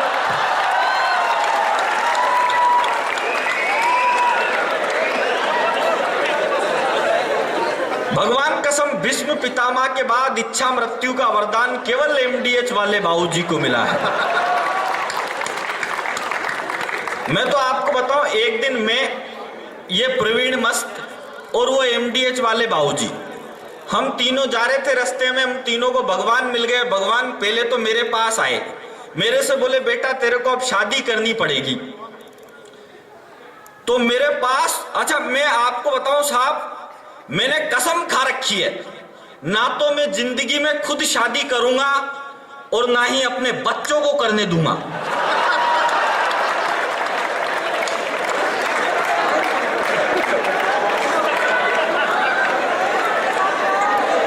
मैं चल गया एमडीएच, वो तीनों को मिल गया, हमको भगवान मेरे पास आए, बोले बेटा तेरे को अब शादी करनी पड़ेगी। तो मेरे पास वो 80 साल की एक डोकरी लेके आ गए, बोले इससे करनी पड़ेगी। मैंने कहा भगवान मैंने ऐसा कौन सा पाप कर दिया था? भगवान बोले बेटा तूने बचपन में कबूतर मार दिया था। फिर प्रवीण मस्ती जी का नंबर, इनके पास 105 साल की लेके आ गए, 5 ज्यादा।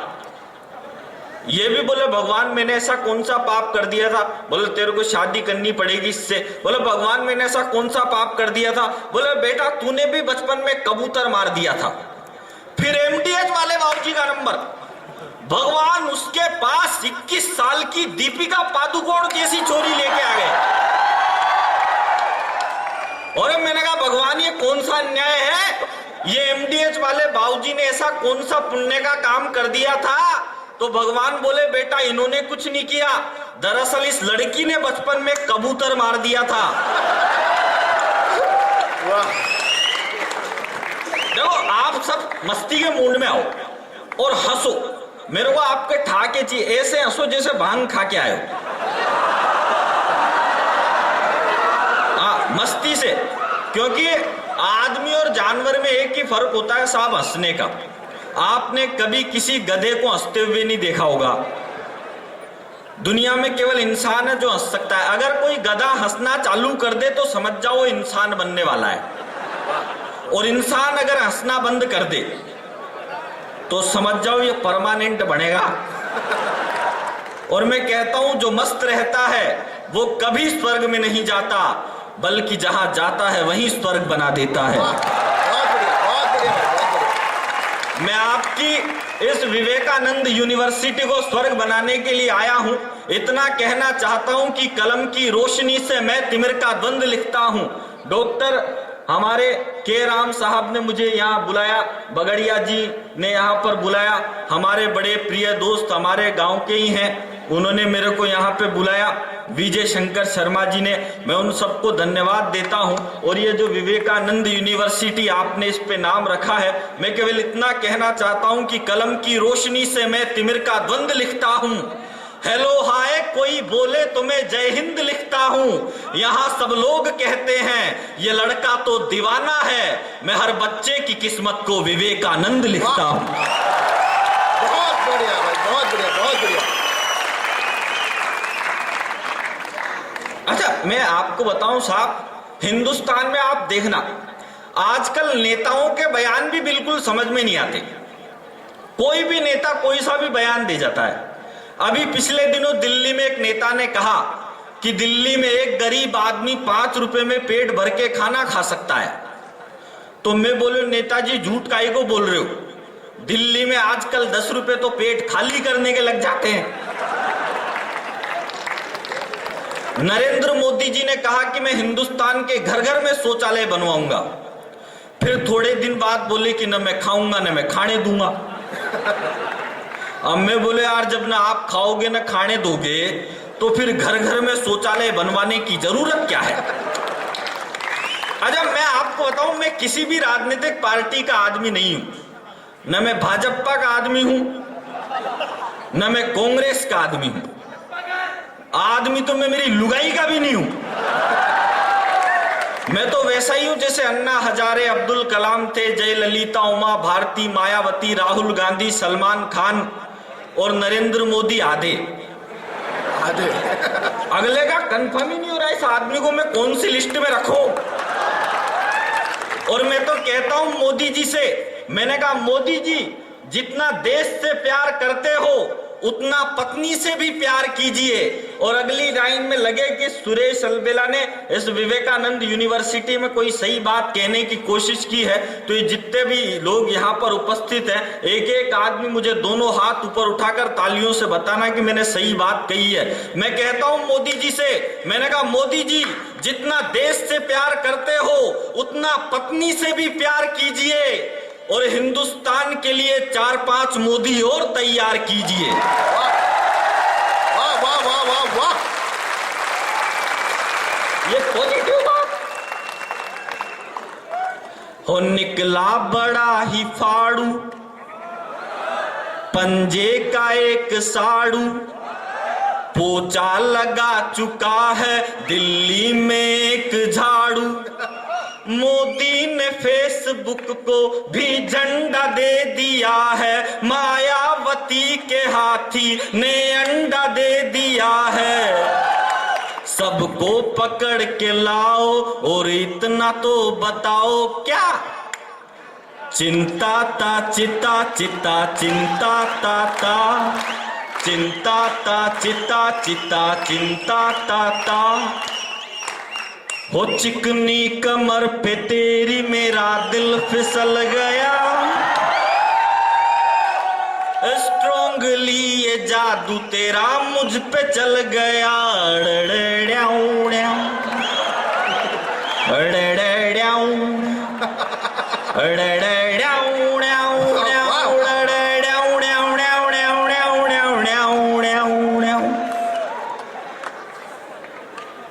चिकनी कमर पे तेरी मेरा दिल फिसल गया, स्ट्रॉन्गली ये जादू तेरा मुझ पे चल गया। देखो मैं आपको बताऊं, मैं इंटेलिजेंट आदमी हूं साहब। मैं तो क्या है कि पिछले दिनों, मैं तो आपको बताऊं, पिछले दिनों एक अमेरिकन मुझसे मिला। अमेरिकन मुझसे बोला, यार जितने भी आविष्कार दुनिया में किए वो सब हम अमेरिका वालों ने किए, तुम हिंदुस्तान वालों ने क्या किया? मैंने कहा तुम अमेरिका वालों ने क्या कर दिया रे चोटो? वो बोला हम अमेरिका वालों ने ऐसी मशीन बनाई जिसमें इधर से कद्दू डालो और उधर से सब्जी बन के तैयार। मैंने कहा तो कुछ भी नहीं है, इसके आगे का आविष्कार तो विवेका यूनिवर्सिटी के छात्रों ने कर दिया। बोला क्या कर दिया विवेकानंद यूनिवर्सिटी के स्टूडेंट्सों ने? मैंने कहा उन्होंने ऐसी मशीन बनाई जिसमें इधर से कद्दू डालो और उधर से सब्जी बन के तैयार। और आपको सब्जी पसंद नहीं आए तो उधर से सब्जी डालो, इधर से वापस कद्दू बन के तैयार।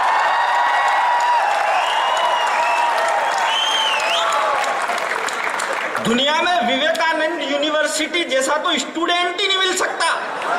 नहीं मिल सकता भाई साहब। हाँ, मिल कैसे सकेगा? ये हमारे आसपास के गांवों के छोरे, और मैं भी आपके ही आसपास का ही, मैं कोई होनोलुलुस थोड़ी है हम। आपको बताओ, आपको अगर जूते की पॉलिश करवानी हो तो आप मोची के पास जाओगे, मोची जूते के रगड़ रगड़ के 10 मिनट तक पॉलिश करेगा। अब अमेरिका में ऐसे नहीं करते। अमेरिका में तो क्या है, डायरेक्ट मशीन में पाँव डालो। अमेरिका क्या है, बड़ा देश है, विकसित देश है, वहां डायरेक्ट मशीन में पाँव डालो, पॉलिश होके आ जाएगी। फिर दूसरा पाँव डालो, उसके भी पॉलिश होके आ जाएगी। लेकिन संकट ये होता है, जैसे ही आप दूसरा पाँव मशीन में डालोगे तो मशीन पाँव पकड़ लेती है, फिर उसमें सिक्का डालो, जब पाँव छोड़ेगी। अब पिछले दिनों ये प्रवीण मस्त जी ले गया मेरे को अमेरिका में। अब वहां अमेरिका में साहब मशीन लग रही, वो पुलिस वाली, और एक विवेकानंद यूनिवर्सिटी का छोरा 1 घंटे से खड़ा खड़ा उस मशीन को देख रहा था। तो ये प्रवीण मस्त मुझसे बोले, यार ये विवेकानंद यूनिवर्सिटी का छोरा 1 घंटे से खड़ा खड़ा इस मशीन में क्या देख रहा है? मैंने कहा भाई साहब, विवेकानंद यूनिवर्सिटी का वो है तो जुगाड़ ही देख रहा होगा। अब उस वीआईटी वाले ने जुगाड़ भी निकाल लिया। उसने क्या किया, पहला पाँव मशीन में डाला, उसके पॉलिश होके आ गई, और दूसरा पाँव उस मशीन में नहीं डाला, दूसरी मशीन में जाके डाल दिया।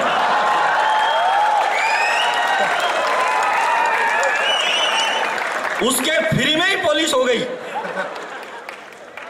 और मरना तो उस अमेरिकन का हुआ जिसने पहला ही पाँव मशीन में डाला। बहुत अच्छा। और पहला ही पाँव मशीन में पकड़ लिया। ये विवेकानंद यूनिवर्सिटी वाले होते इतने इंटेलिजेंट। अच्छा, आजकल तो साहब टेक्नोलॉजी का जमाना है। आजकल टेक्नोलॉजी इतनी बढ़ गई साहब, किसी बच्चे से उसके बाप का नाम पूछो तो पट्टा गूगल पे सर्च करने लग जाता है। टेक्नोलॉजी का जमाना। मैंने पिछले दिनों हल्दीराम की दुकान पे मिठाई का ऑर्डर दिया साहब। जैसे ही मेरे को लड्डू चाहिए थे 1 किलो। मैंने 1 किलो लड्डू के लिए फोन किया तो फोन एक लड़की ने उठाया। लड़की मेरे से बोली, लड्डू के लिए 1 दबाओ, रबड़ी के लिए 2 दबाओ, गजक रेवड़ी के लिए 3 दबाओ। मैंने 1 दबा दिया। फिर उसने 3 ऑप्शन दे दिए। मूंग के लड्डू के लिए 1 दबाओ, बूंदी के लड्डू के लिए 2 दबाओ, बेसन के लड्डू के लिए 3 दबाओ। मैंने फिर 1 दबा दिया। फिर उसने 3 ऑप्शन दे दिए। 1 किलो के लिए 1 दबाओ, 10 किलो के लिए 2 दबाओ, और 100 किलो के लिए 3 दबाओ। अब गलती से क्या हुआ भाई साहब, इस बार मेरे हाथ से 3 दब गया। थोड़ी देर बाद तो उसी लड़की का वापस फोन आ गया, सर आपने 100 किलो लड्डू का ऑर्डर दिया था। मैंने कहा यार 100 किलो लड्डू कौन खाएगा? बोली सर आपने 100 किलो लड्डू का ऑर्डर दिया था। मैंने कहा देखो हम 20 भाई हैं, सबसे बड़े से बात करने के लिए 1 दबाओ।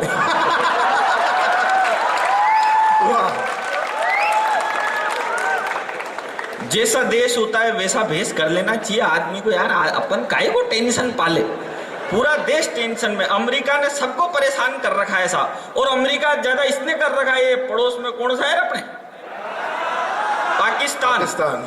मैंने तो आपको बताऊं साहब, मैं पाकिस्तान के बारे में कोई कविता नहीं बोलता ही। अपन ने तो अपने कुत्ते का नाम पाकिस्तान धर रखा है। बहुत बढ़िया भाई।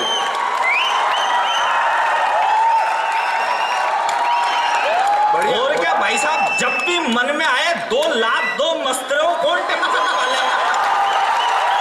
वाह।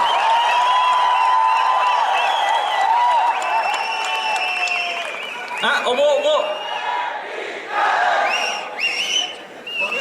ये देखो, ये होता है कॉलेज जहां पे नारा लग रहा है बंसी वाले की जय। वरना पिछले दिनों मैंने अखबार में पढ़ा कि वहां पर लग रहे थे नारे कि भारत तेरे टुकड़े होंगे। इस मुकाम पर केवल मैं इतना कहना चाहता हूं कि सिंहों की शक्ति को, सिंहों की शक्ति को चूहों ने तोल लिया है। कश्मीर में आतंकवादियों ने विद्यालय खोल लिया है। वे जनता के दिलों में दहशत का आलम जगा रहे हैं और देश के नेता शीला की जवानी पर ठुमके लगा रहे हैं। बहुत अच्छा।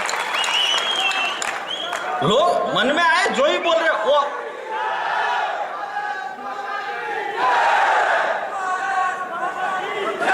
नारा लगाना तो एक बार जोरदार से लगाइए, भारत माता की।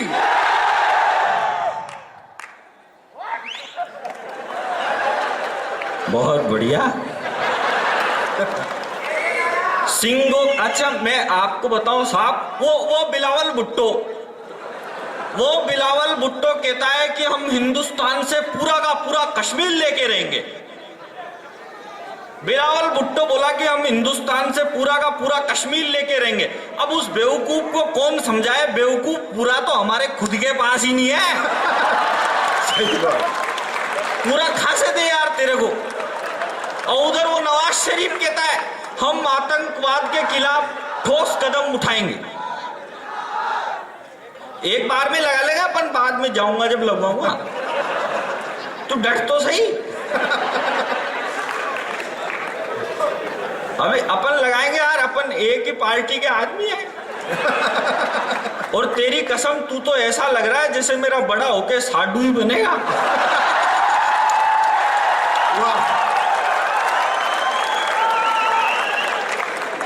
हालांकि मैं 27 साल का हो गया, अभी तक तो नहीं हुई मेरी। सॉरी, 2 कम बता रहा हूं मैं।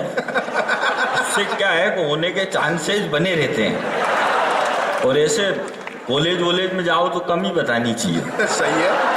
और मैं दरअसल क्या है कि मैं इन लड़कियों का बिल्कुल भी भरोसा नहीं करता साहब।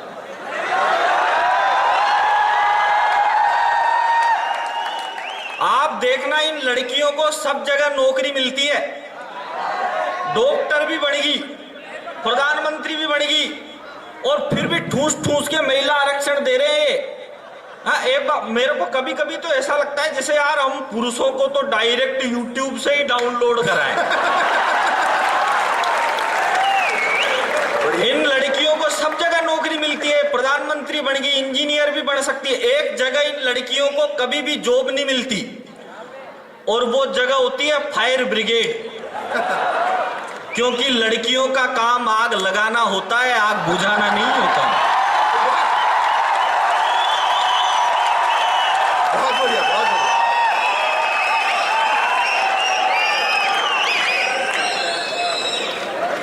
ओ मिलती थी रोज मुरारी से, पर सेटिंग थी गिरधारी से। खर्चा राजू से लेती थी, वो माइक दे दो हाथ वाला। ओ मिलती थी रोज मुरारी से, पर सेटिंग थी गिरधारी से। ये वाला था।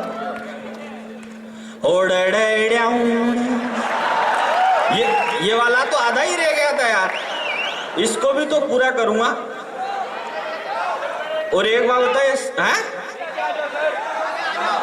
आऊंगा ना मैं, तुम चिंता काहे कर रहे हो? अब मैं नीचे आऊंगा तो ये फिर आगे वाले पीछे देखेंगे, पीछे वाले आगे देखेंगे। और मेरे को पता है कि कल भी एक आई थी, उसने नीचे वालों को ऊपर बुला लिया था।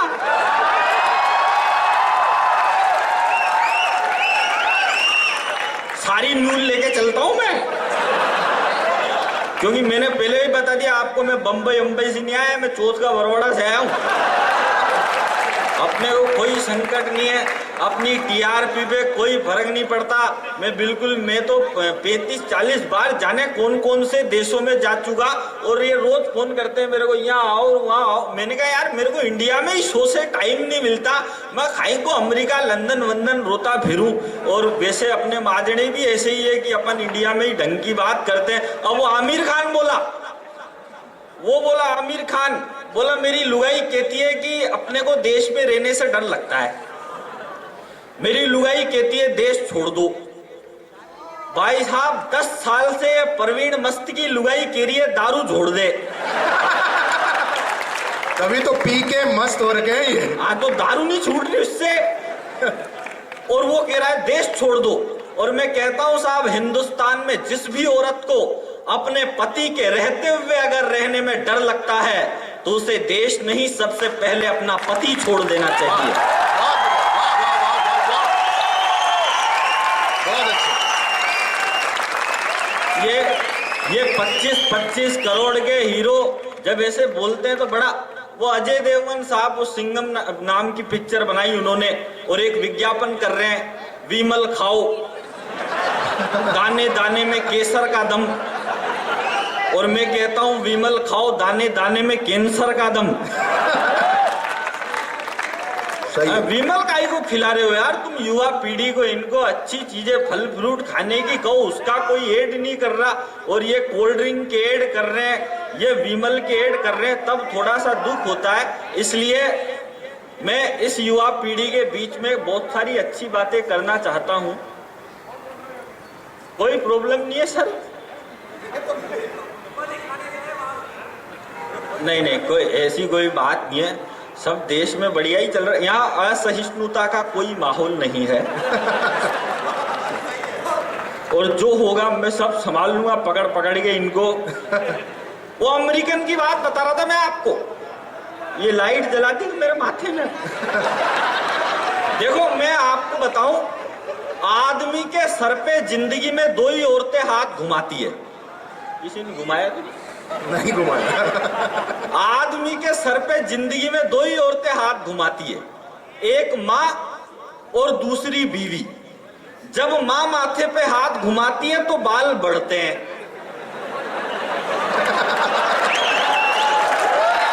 वाह बहुत बढ़िया। और जब लुगाई माथे पे हाथ घुमाती है तो सूपड़ा साफ।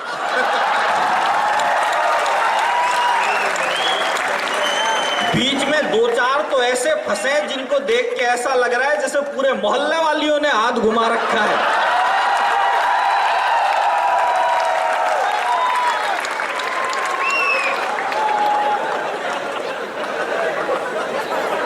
अब आए ना देखो तुम्हारे खा के, मैं सबको हंसाऊंगा, पकड़ पकड़ के हंसाऊंगा, और जो नहीं हंसेगा ना उसको भी हंसाऊंगा, और जो मेरी अच्छी बात पे ताली नहीं बजाएगा मैं उन सबको श्राप दे दूंगा, अगले जन्म में घर घर जाके बजानी पड़ेगी।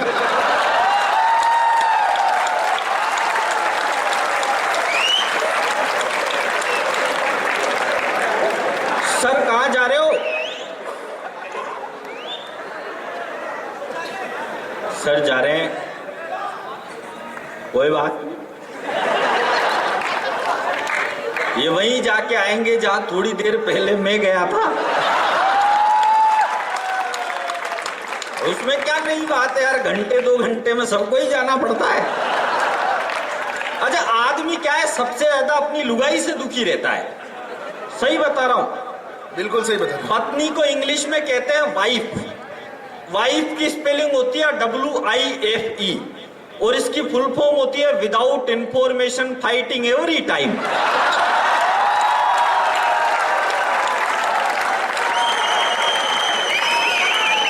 कभी भी लड़ने के लिए तैयार रहती है। आदमी घर में से बाहर निकलता है, पीछे से लुगाई फोन करती है, हेलो कहाँ हो? हस्बैंड कहता है मंदिर में हूं। लुगाई कहती है मंदिर में है तो फिर घंटी बजा के बताओ। और वो बेचारी कहां से घंटी बजाए? अच्छा हमारे सर तो पास में ही देख देख के पूछ रहे हैं कि इस पे हंसू कि उस पे हंसू। लेनी पड़ती है सर परमिशन। ये हमारे पीके मस्त, ये पिछले दिनों यार मेरे से बोले यार मेरे साथ आजकल एक बहुत बड़ी तकलीफ है। मैंने कहा भाई साहब क्या तकलीफ है आपके साथ? ये बोले यार मेरे साथ तकलीफ ये है कि मेरी लुगाई बिल्कुल भी मेरी बात नहीं मानती। मैंने कहा इसमें मेरा क्या कसूर? मेरी तो है ही नहीं। होती तो बताता। मैंने कहा अब तो एक काम करो, आप निर्मल बाबा के दरबार में जाओ। अब तो निर्मल बाबा ही बताएंगे आपको बात कैसे मानती है लुगाई। अच्छा हुआ मैंने इनको निर्मल बाबा के दरबार में भेजा, राधे माँ के दरबार में नहीं भेजा, वरना तुम्हारी कसम ये पी के मस्त पी के धुत तो क्या था। बहुत बढ़िया। मैंने कहा जाओ निर्मल बाबा के दरबार में। चले गए निर्मल बाबा के दरबार में। बाबा जाके बोले बाबा लुगाई बिल्कुल भी मेरी बात नहीं मानती, ऐसा आशीर्वाद दो कि वो मेरी बात मानने लग जाए। निर्मल बाबा बोले तुम घर पे खाना खाते हो? ये बोले जी खाता हूं। निर्मल बाबा बोले घर पे कभी पत्नी के हाथ के बने खाने की तारीफ की है? ये बोले साहब वो तो जिंदगी में कभी नहीं की। बाबा बोले शुरू करो, कृपा वही अटकी हुई है। बाबा की बात सुन के ये घर गए। जैसे ही घर गए तो भाभी जी लेके आई पराठे। प्रवीण मस्त ने पराठे खाए और फटाफट तारीफ करने लग गए। बोले ऐसे पराठे तो मैंने जिंदगी में नहीं खाए, आज तो मेरी जिंदगी सफल हो गई, आज तो मैं मोक्ष को प्राप्त हो लिया। तो भाभी जी रसोई में से बेलन लेके आई। बोली मैं 20 साल से तुझे खाना खिला रही हूं, तूने आज दिन तक तारीफ नहीं करी, और आज जैसे ही पड़ोसन ने पराठे भिजवा दिए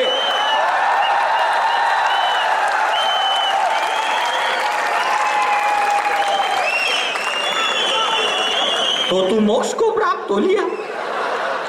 वो एक अध्यक्ष तो माइक पे से चिल्ला रहा था, बोला जो भी आदमी अपनी लुगाई से डरते हो एक लाइन में खड़े हो जाओ, और जो लुगाई से नहीं डरते हो वो दूसरी लाइन में खड़े हो जाओ।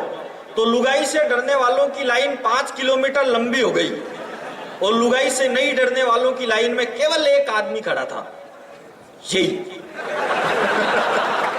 अध्यक्ष ने इनसे कहा यार तू बड़ा शेर दिल इंसान है जो अपनी लुगाई से नहीं डरता।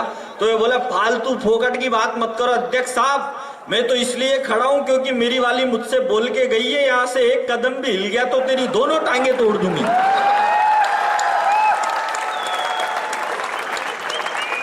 मैं आतंकवाद पे बात कर रहा था, वो नवाज शरीफ कहते हैं साहब हम आतंकवाद के खिलाफ ठोस कदम उठाएंगे।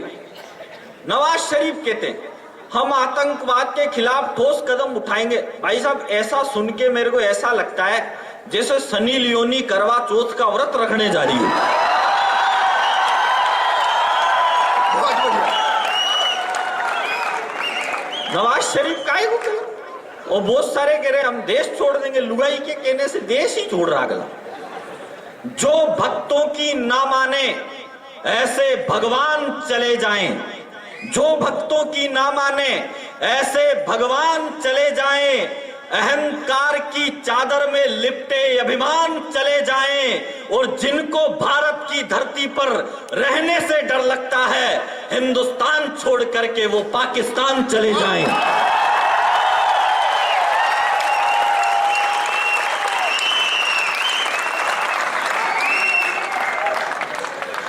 अब आपने देखा जाट आरक्षण मांग रहे, आरक्षण से हमको कोई तकलीफ नहीं है, लेकिन आपने देखा होगा साहब आरक्षण की आग में उसे जलना मंजूर नहीं था, इसलिए एक जाट तिरंगे में लिपट कर आया है। वाह। एक हमारे देश का सैनिक शहीद हुआ सरहद पर, उस जाट की भी तो किसी को बात करनी चाहिए। मैं इस मंच से खड़ा होकर उसे सल्यूट मारता हूं। बहुत बढ़िया। हो मिलती थी रोज मुरारी से, पर सेटिंग थी गिरधारी से, खर्चा राजू से लेती थी, शर्माती थी बनवारी से, मिलती थी रोज मुरारी। जब तक सारे लोग तालियां नहीं बजाएंगे मैं रात भर आपको यही लाइन सुनाऊंगा।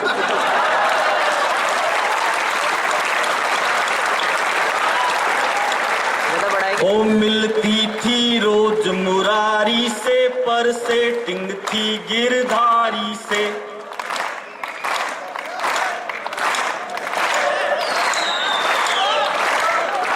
खर्चा राजू से लेती थी, शर्माती थी बनवारी से। जब हम स्कूल में पढ़ते थे तो एक टिफिन में खाते थे, हम सूखी रोटी लाते थे पर घी का भोग लगाते थे। अब रास्ते में मिलती है तो आहें भर के रह जाते हैं, और उसके 2-2 बच्चे मुझे। बस की बात। हम तो मौजूद थे रातों में उजालों की तरह, अरे तुम ही ना निकले घर से ढूंढने वालों की तरह। दिल तो क्या रूह तक में समा जाते, एक बार चाह के तो देखते चाहने वालों की तरह। रुक जाओ, थारे सिलेबस की पूरी बात करूंगा, पर मैं आपको पूरी बात बताता हूं। मेरे बच्चे का भी जन्मदिन था, बोले पापा केक ला पुलिस की जिप्सी जैसा। मैं वैसा ही लाया, फ्रिज में धर दिया। जब भी मैं फ्रिज का दरवाजा खोलूं तो कभी तो उसका टायर गायब, कभी हेडलाइट गायब, कभी रेड लाइट गायब। हद तो जब हो गई जब आधी लेडीज सवारी खा गया। मेरी मिसिज बोली है तो ससुरा तेरे ऊपर गया, क्योंकि मैं भी कन्या राशि हूं। मैंने कहा मैं कन्या राशि हूं, बोला तू राशि नहीं राशा, सत्यानाशा। बिल्कुल भाई, मेरी मिसिज मेरा बड़ा ध्यान रखती है। ध्यान का मतलब चौकसी। मेरे को पता क्या समझती है? डस्टबिन। कौन से वाला साले के किक मारो मुंह खुल जाए। वाह, बहुत बढ़िया भाई। फिर रात का बच्चा कुछ अड़िया दड़िया दाल सड़की, बुआ गुड़ लाई थी तू खा ले, बुफड़ लागी, बूढ़ा मर गया लाडू बच गए तू खा ले। और सबसे ज्यादा मेरा बच्चा मेरा ध्यान रखता है भाई साहब, अलवेला जी। पता क्या करता है? बिस्कुट तोड़ेगा बीच में से, क्रीम क्रीम चाटेगा, वापिस चेप को पापा। मैं कहा हाँ, बोले तू खा ले। वाह वाह वाह वाह वाह, एक बार जोरदार बजा लो भाई। और कल सुनो, ध्यान से सुनो एक एक लाइन। कल मिसिज ने पता क्या करा?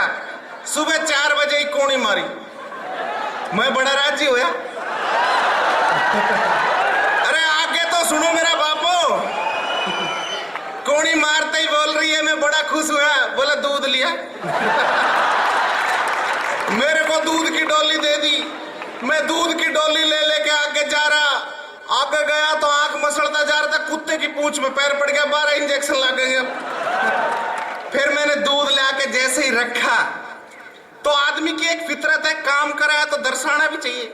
मैंने भी उसको दर्शाया, जोर से स्लैब पर रखा ताकि उसको पता चल जाए मैं काम करके आया हूं। लेकिन भाई साहब तुम एक दिल की बात बता दो,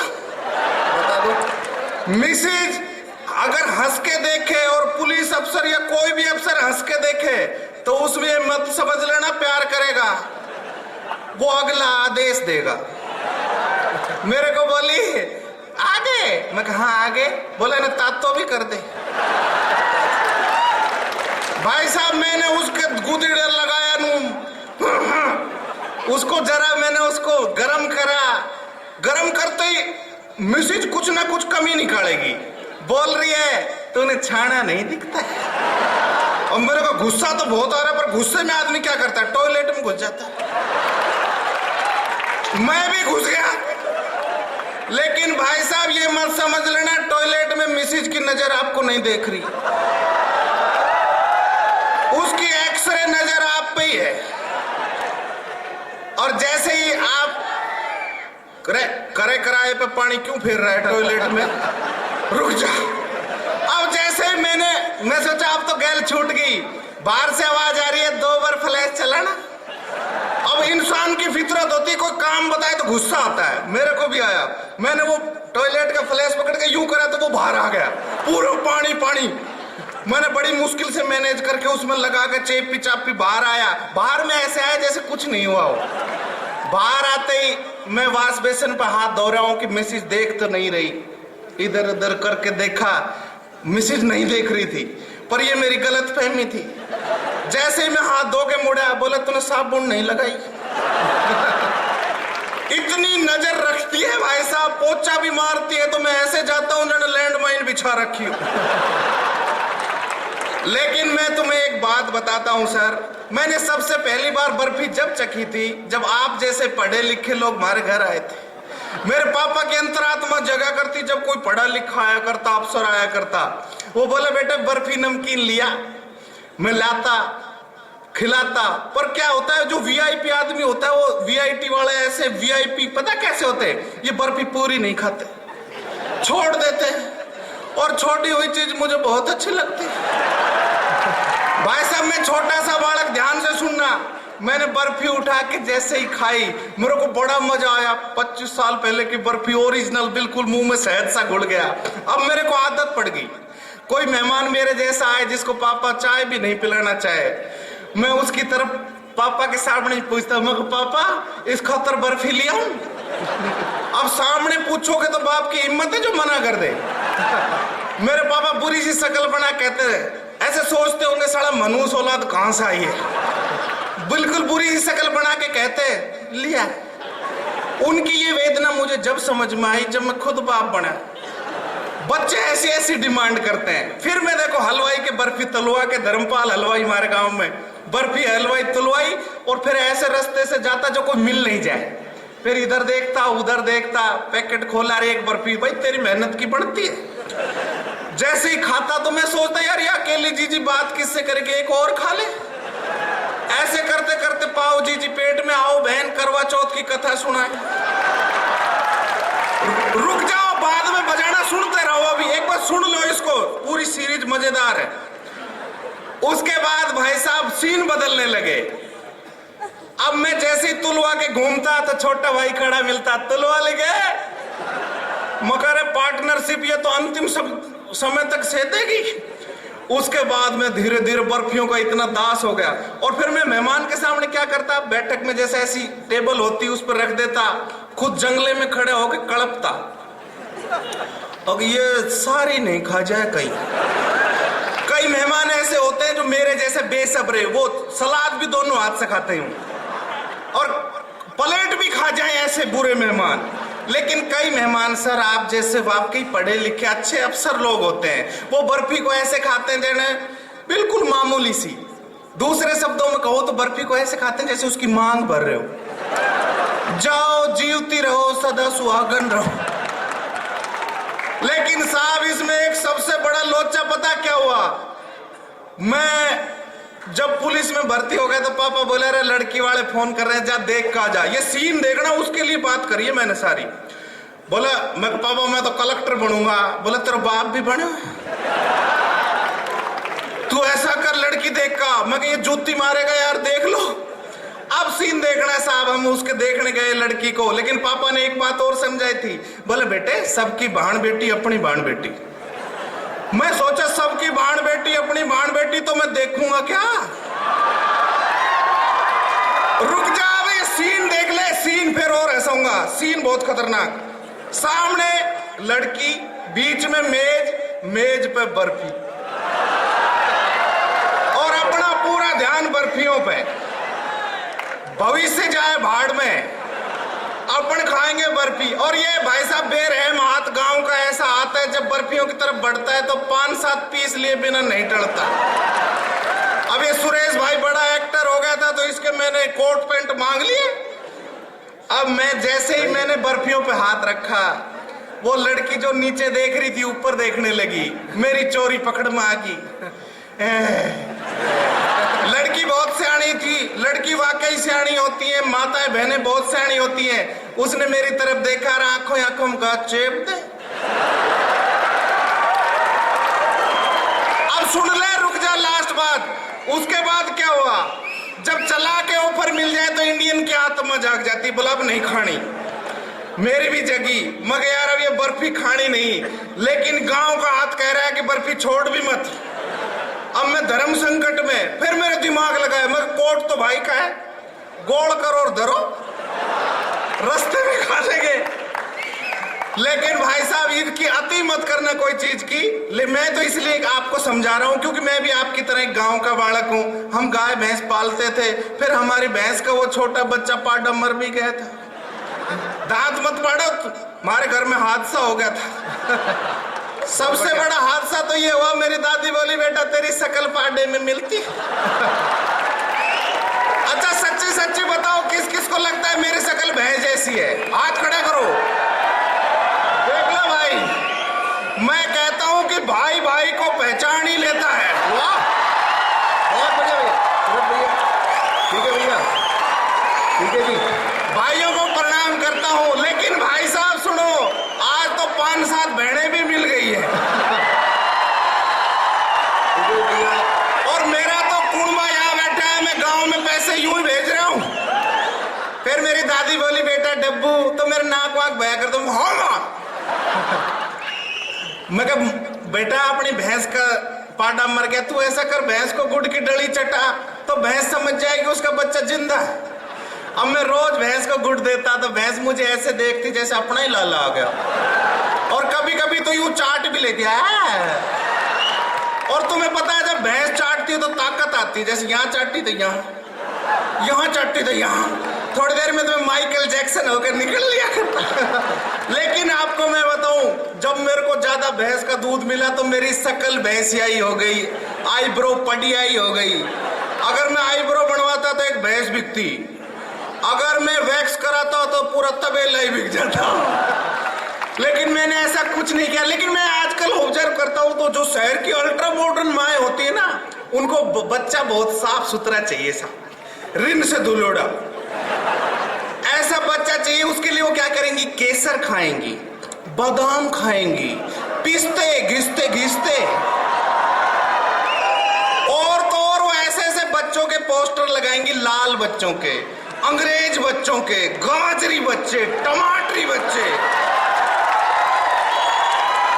तो जोर से मचा लो, एक बार रोड़ा मचाना है तो मचा लो।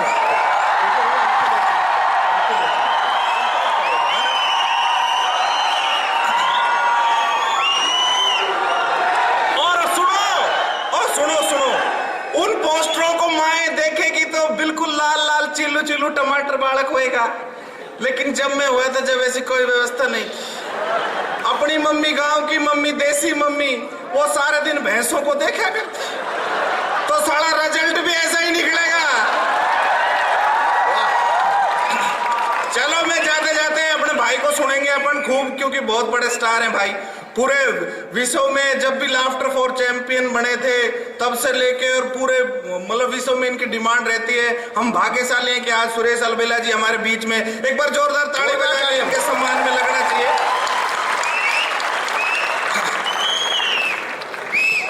रे तो रुक जा, सी तू प्रेशर कुकर बना, तेरा प्रेशर रिलीज कराओ इसको। रुक जा। चलो मैं जाते जाते एक लाइन कहना चाहता हूं कि जिंदगी में अपनी कोई गिरावट नहीं आनी चाहिए मित्रों। कुछ भी हंसाएं, 5-7 घंटे कोई भी हंसा देंगे हम, लेकिन एक बात है, गिरावट नहीं आनी चाहिए। एक बार मैं छत से गिरा तो लोगों ने समझाया शुक्र है तो छत से गिरा, छत तेरे ऊपर गिर जाती तो। लेकिन अपने जो गुरुजन अपने को सिखाते हैं, जो अच्छी सीख हमें इंस्टीट्यूट से मिलती है, या जो अच्छे संस्कार जो अपने क्या कहते हैं, वो कहते हैं कि तू ही नहीं गिरा, ये भी गिरा है, वो भी गिरा है, सब गिरे हैं। अरे मान गिरता है, सम्मान गिरता है, बच्चों की नादानी से खानदान गिरता है, और अभिमान का गिरना तो तय है, फिर गिरने में काहे का भय है। बहुत रुक जा बेटा, मैं बताऊंगा कब बजानी है कब नहीं बजानी। I will tell you everything. सरकारें गिरती हैं, दीवारें गिरती हैं, सुबह ओस गिरती है, दोपहर में धूप गिरती है, शाम को छांव गिरती है, रात को शर्म गिरती है। रे रुक जा, गिरना जीवन का कर्म है, फिर गिरने में काहे की शर्म है।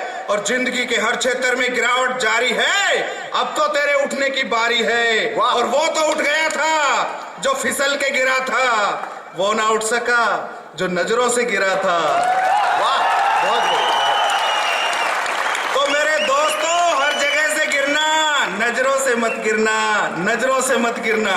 नजरों से गिरोगे तो वही बात हो जाएगी कि हमारे दो माँ बाप को बाहर फेंक दो।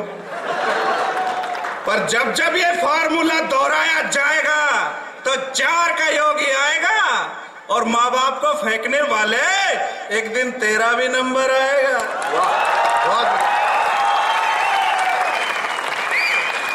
बहुत बढ़िया भाई पीके भाई, एक बार जोरदार तालियां पीके भाई के लिए एक बार फिर से।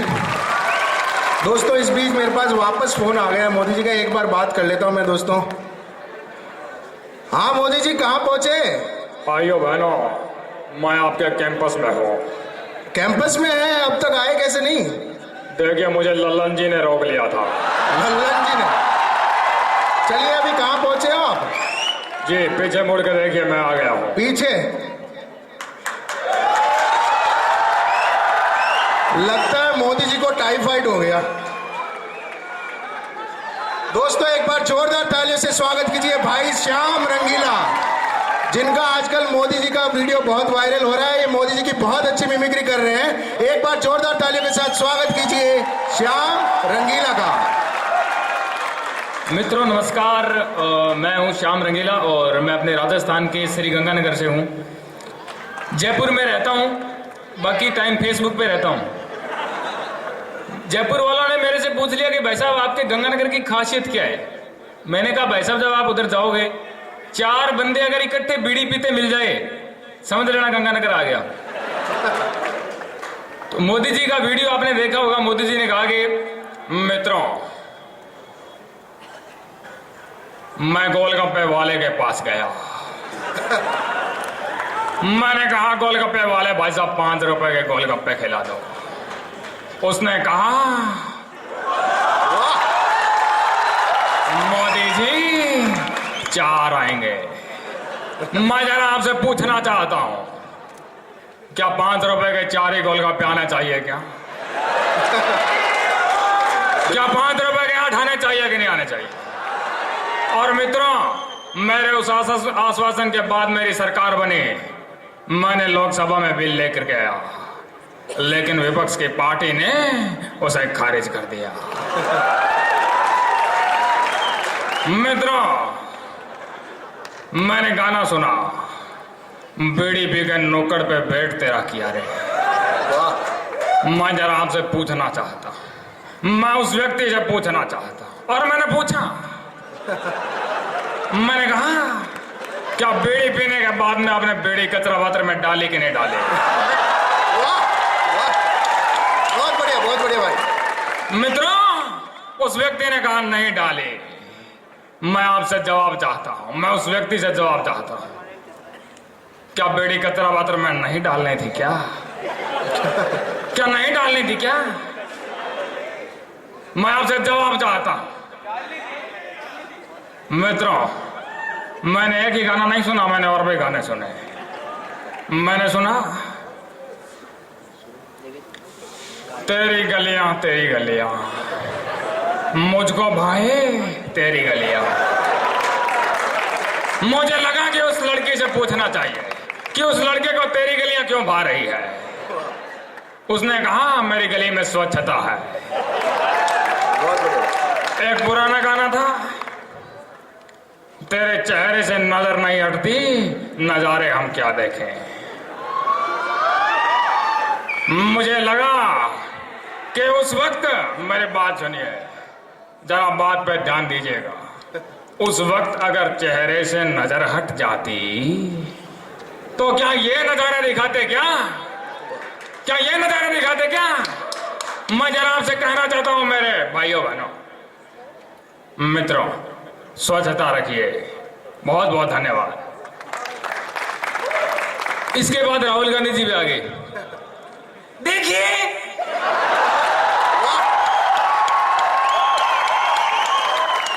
ये सूट बूट वाले हैं,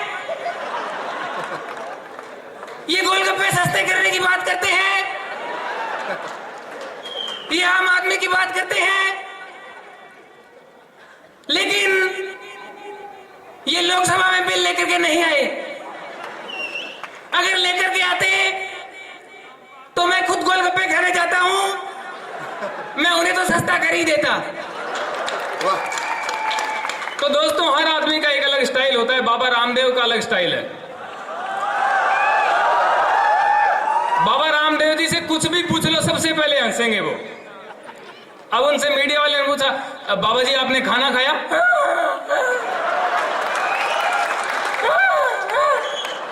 खा लिया भैया, खा लिया। बोले बाबा जी नहा लिए? झूठ नहीं बोलूंगा, नहीं नहाया आज, नहीं नहाया। बहुत बहुत धन्यवाद भाई बहनों।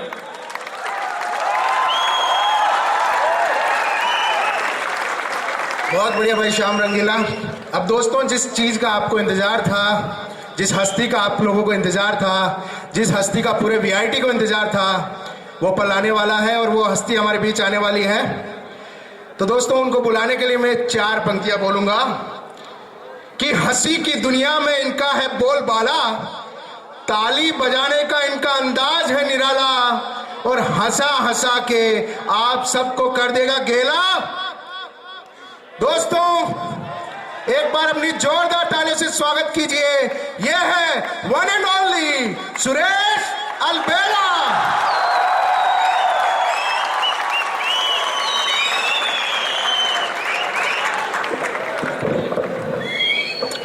बहुत बढ़िया प्रोग्राम चल रहा है, अब और भी बढ़िया हो जाएगा क्योंकि अब मैं आ गया हूं।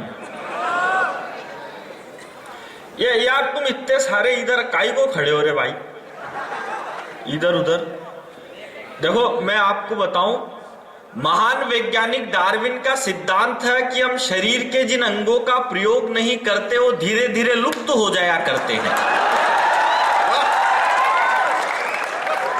तो आप इधर आके बैठ जाओ, ये मत सोचना कि नीचे बैठने से कपड़ों की हालत अजीब होगी, ये सोच कर बैठो कि देश की मिट्टी नसीब होगी। वाह, बहुत बढ़िया, वाह वाह वाह वाह वाह। अगर आपके आत्मसम्मान को ठेस नहीं पहुंचे तो बैठो और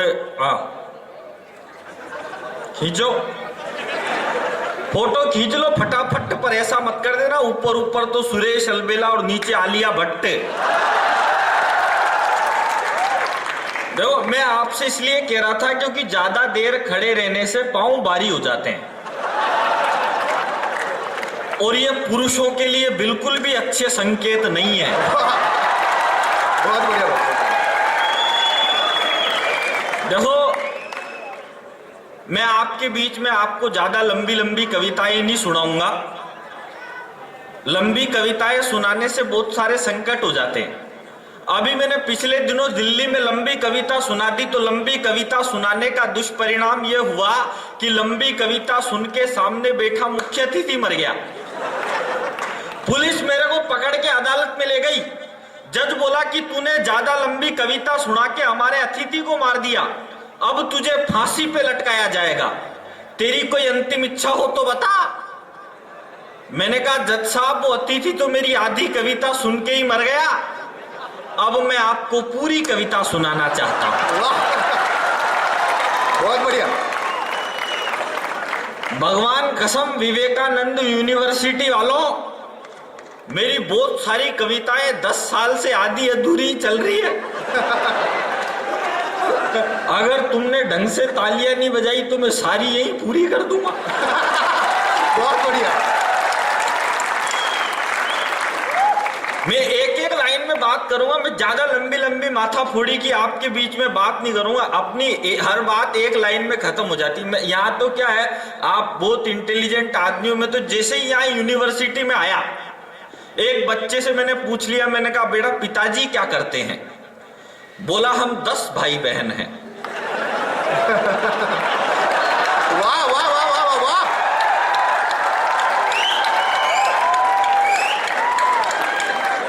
मैंने कहा, पिताजी क्या करते हैं? बोला, हम 10 भाई बहन हैं। अरे मैंने कहा, सवाल तो ये पूछ रहा हूं, पिताजी क्या करते हैं? बोले, फुर्सत ही नहीं मिलती। मैं तो आपकी कसम, ये जितने भी यूनिवर्सिटी में स्टूडेंट है, देखो, सीटी बजाओ कोई दिक्कत नहीं है, ताली बजाओ कोई दिक्कत नहीं है, तुम्हारे जचे जो ही बजाओ, अपने को कोई दिक्कत नहीं है। मैं ऐसी कोई बात करता ही नहीं जिससे दिमाग पे लोड पड़े। ऐसी बातें अपने को शोभा भी नहीं देती, और जो बात अपने को शोभा नहीं देती वो बात अपने को करनी नहीं चाहिए। मैं आपको बताऊं, मैं तो जितने भी यहाँ पे सब स्टूडेंट है, सबको मैं परीक्षा में पास होने का फार्मूला देके जा रहा हूं। आज के बाद कोई फेल नहीं होएगा विवेकानंद यूनिवर्सिटी में।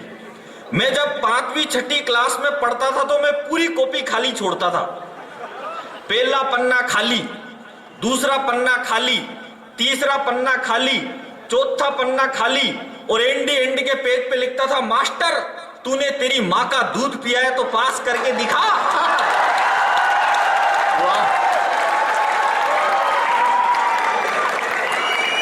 मेरा आज दिन तक फेल होने का चांस ही नहीं आया। अच्छा, स्कूल में मास्टर हमसे साफ सवाल ही ऐसे पूछते थे, मार साहब हमसे, फाइन काहे को लग जाए।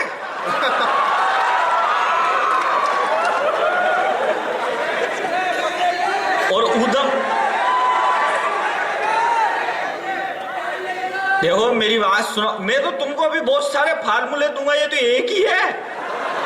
हमको तो स्कूल में मास्टर सवाल ही ऐसे पूछते थे, बेटा बता लड़की में कौन सी ई की मात्रा लगती है। मैंने कहा गुरुजी पहले तो लड़की दिखाओ। सही बात, बढ़िया, बहुत बढ़िया। लड़की अगर अपन से बड़ी है तो बड़ी ई की लगा देंगे।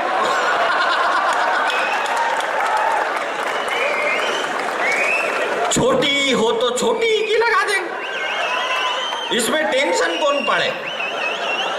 आप देखते होंगे साहब, आजकल ये जितने भी छोरे स्कूल आते हैं, कोई भी देखो, आजकल सब बराबर की हो तो फिर तेरे को लगाने की जरूरत ही क्या है।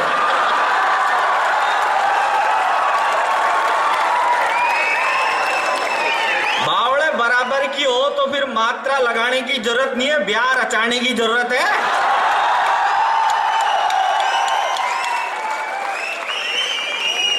तू एक बार बता, तू कहां का है रे रहने वाला?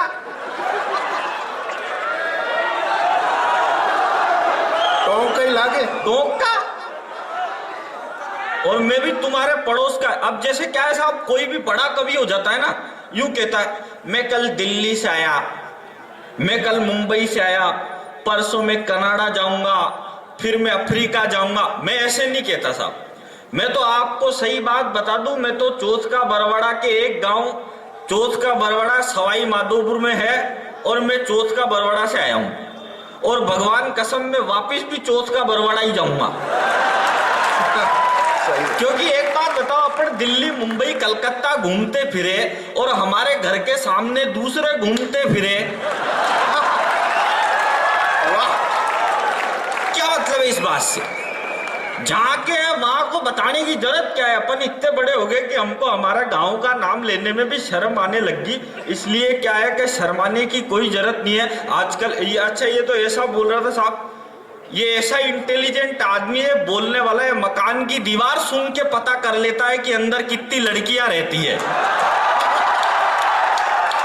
बहुत बढ़िया। और मैं बताऊं, मैं तुमसे भी ज्यादा इंटेलिजेंट हूं। मैं तो गोबर को सूंघ के पता कर लेता हूं कि भैंस की एज कितनी है। जब बॉबी डार्लिंग का जन्म हुआ तो डॉक्टर ने उनके घर वालों से कहा बधाई हो, आपके साथ धोखा हुआ है। जब एकता कपूर का जन्म हुआ तो डॉक्टर ने उनके घर वालों से कहा बधाई हो, लेकिन क्या हुआ है जानने के लिए देखिए अगला एपिसोड। वाह, ये एकता कपूर भी भाई साहब क्या गजब गजब के सीरियल बनाती है। इसका चक्कर उससे, उसका चक्कर उससे, उसका चक्कर उससे, और सीरियल का नाम होता है पवित्र रिश्ता। वाह, बहुत अच्छे। समझ में ही आते सीरियलों का तो माज नहीं। वो एक सीरियल चल रहा है साहब, 20 साल हो गए उसको, खत्म होने का नाम नहीं ले रहा, दिया और बाती। अरे मैंने को इसको इतना ही लंबा खींचना था तो तुम इसका नाम अखंड ज्योति रख देते। वाह, बहुत बढ़िया। समझ में नहीं आ। वो एक नया सीरियल आया सिया के राम। अब इन बेवकूफों को कौन समझाए, राम सिया के नहीं है तो क्या भारतीय जनता पार्टी के हैं? और अगर भारतीय जनता पार्टी के हैं तो फिर अयोध्या में क्यों नहीं है? और अयोध्या में नहीं है तो फिर वैसे क्यों है? जैसे वो होने चाहिए थे वैसे क्यों नहीं है? इसलिए मैं आपके बीच में, मेरी बहुत सारी बातें तो आपको कल समझ में आएगी। जब प्रभु देवा का जन्म हुआ तो डॉक्टर ने उनके घर वालों से कहा बधाई हो, लेकिन बच्चा हिलना डुलना बंद करेगा तभी तो बताएंगे कि क्या हुआ है। सही बात, बहुत बढ़िया। जब अरविंद केजरीवाल का जन्म हुआ तो डॉक्टर ने उनके घर वालों से कहा बधाई हो, धरना हुआ है।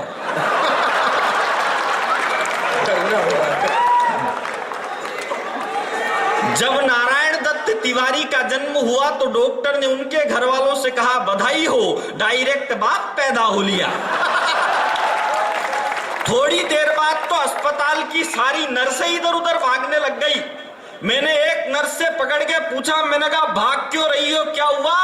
नर्स बोली तू भी भगत मां से बालक होते हैं,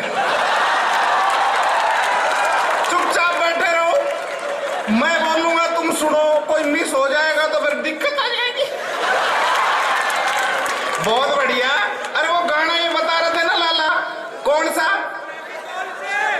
चिपका ले सैया।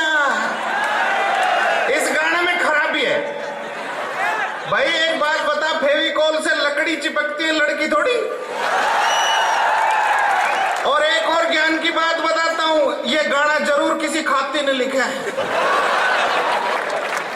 एक गाना पहले होया करता है, मेरा नाम है चमेली, मैं मालन अलबेली, चली आई मैं अकेली बीकानेर से। पहले की चमेली बहुत अच्छी चमेली। रुक जा, सीटी मत बजा। चालू हो जाता है, सीटी हो जाता है। शरीर में 9 द्वार है, तू कौन से बजा रहा है?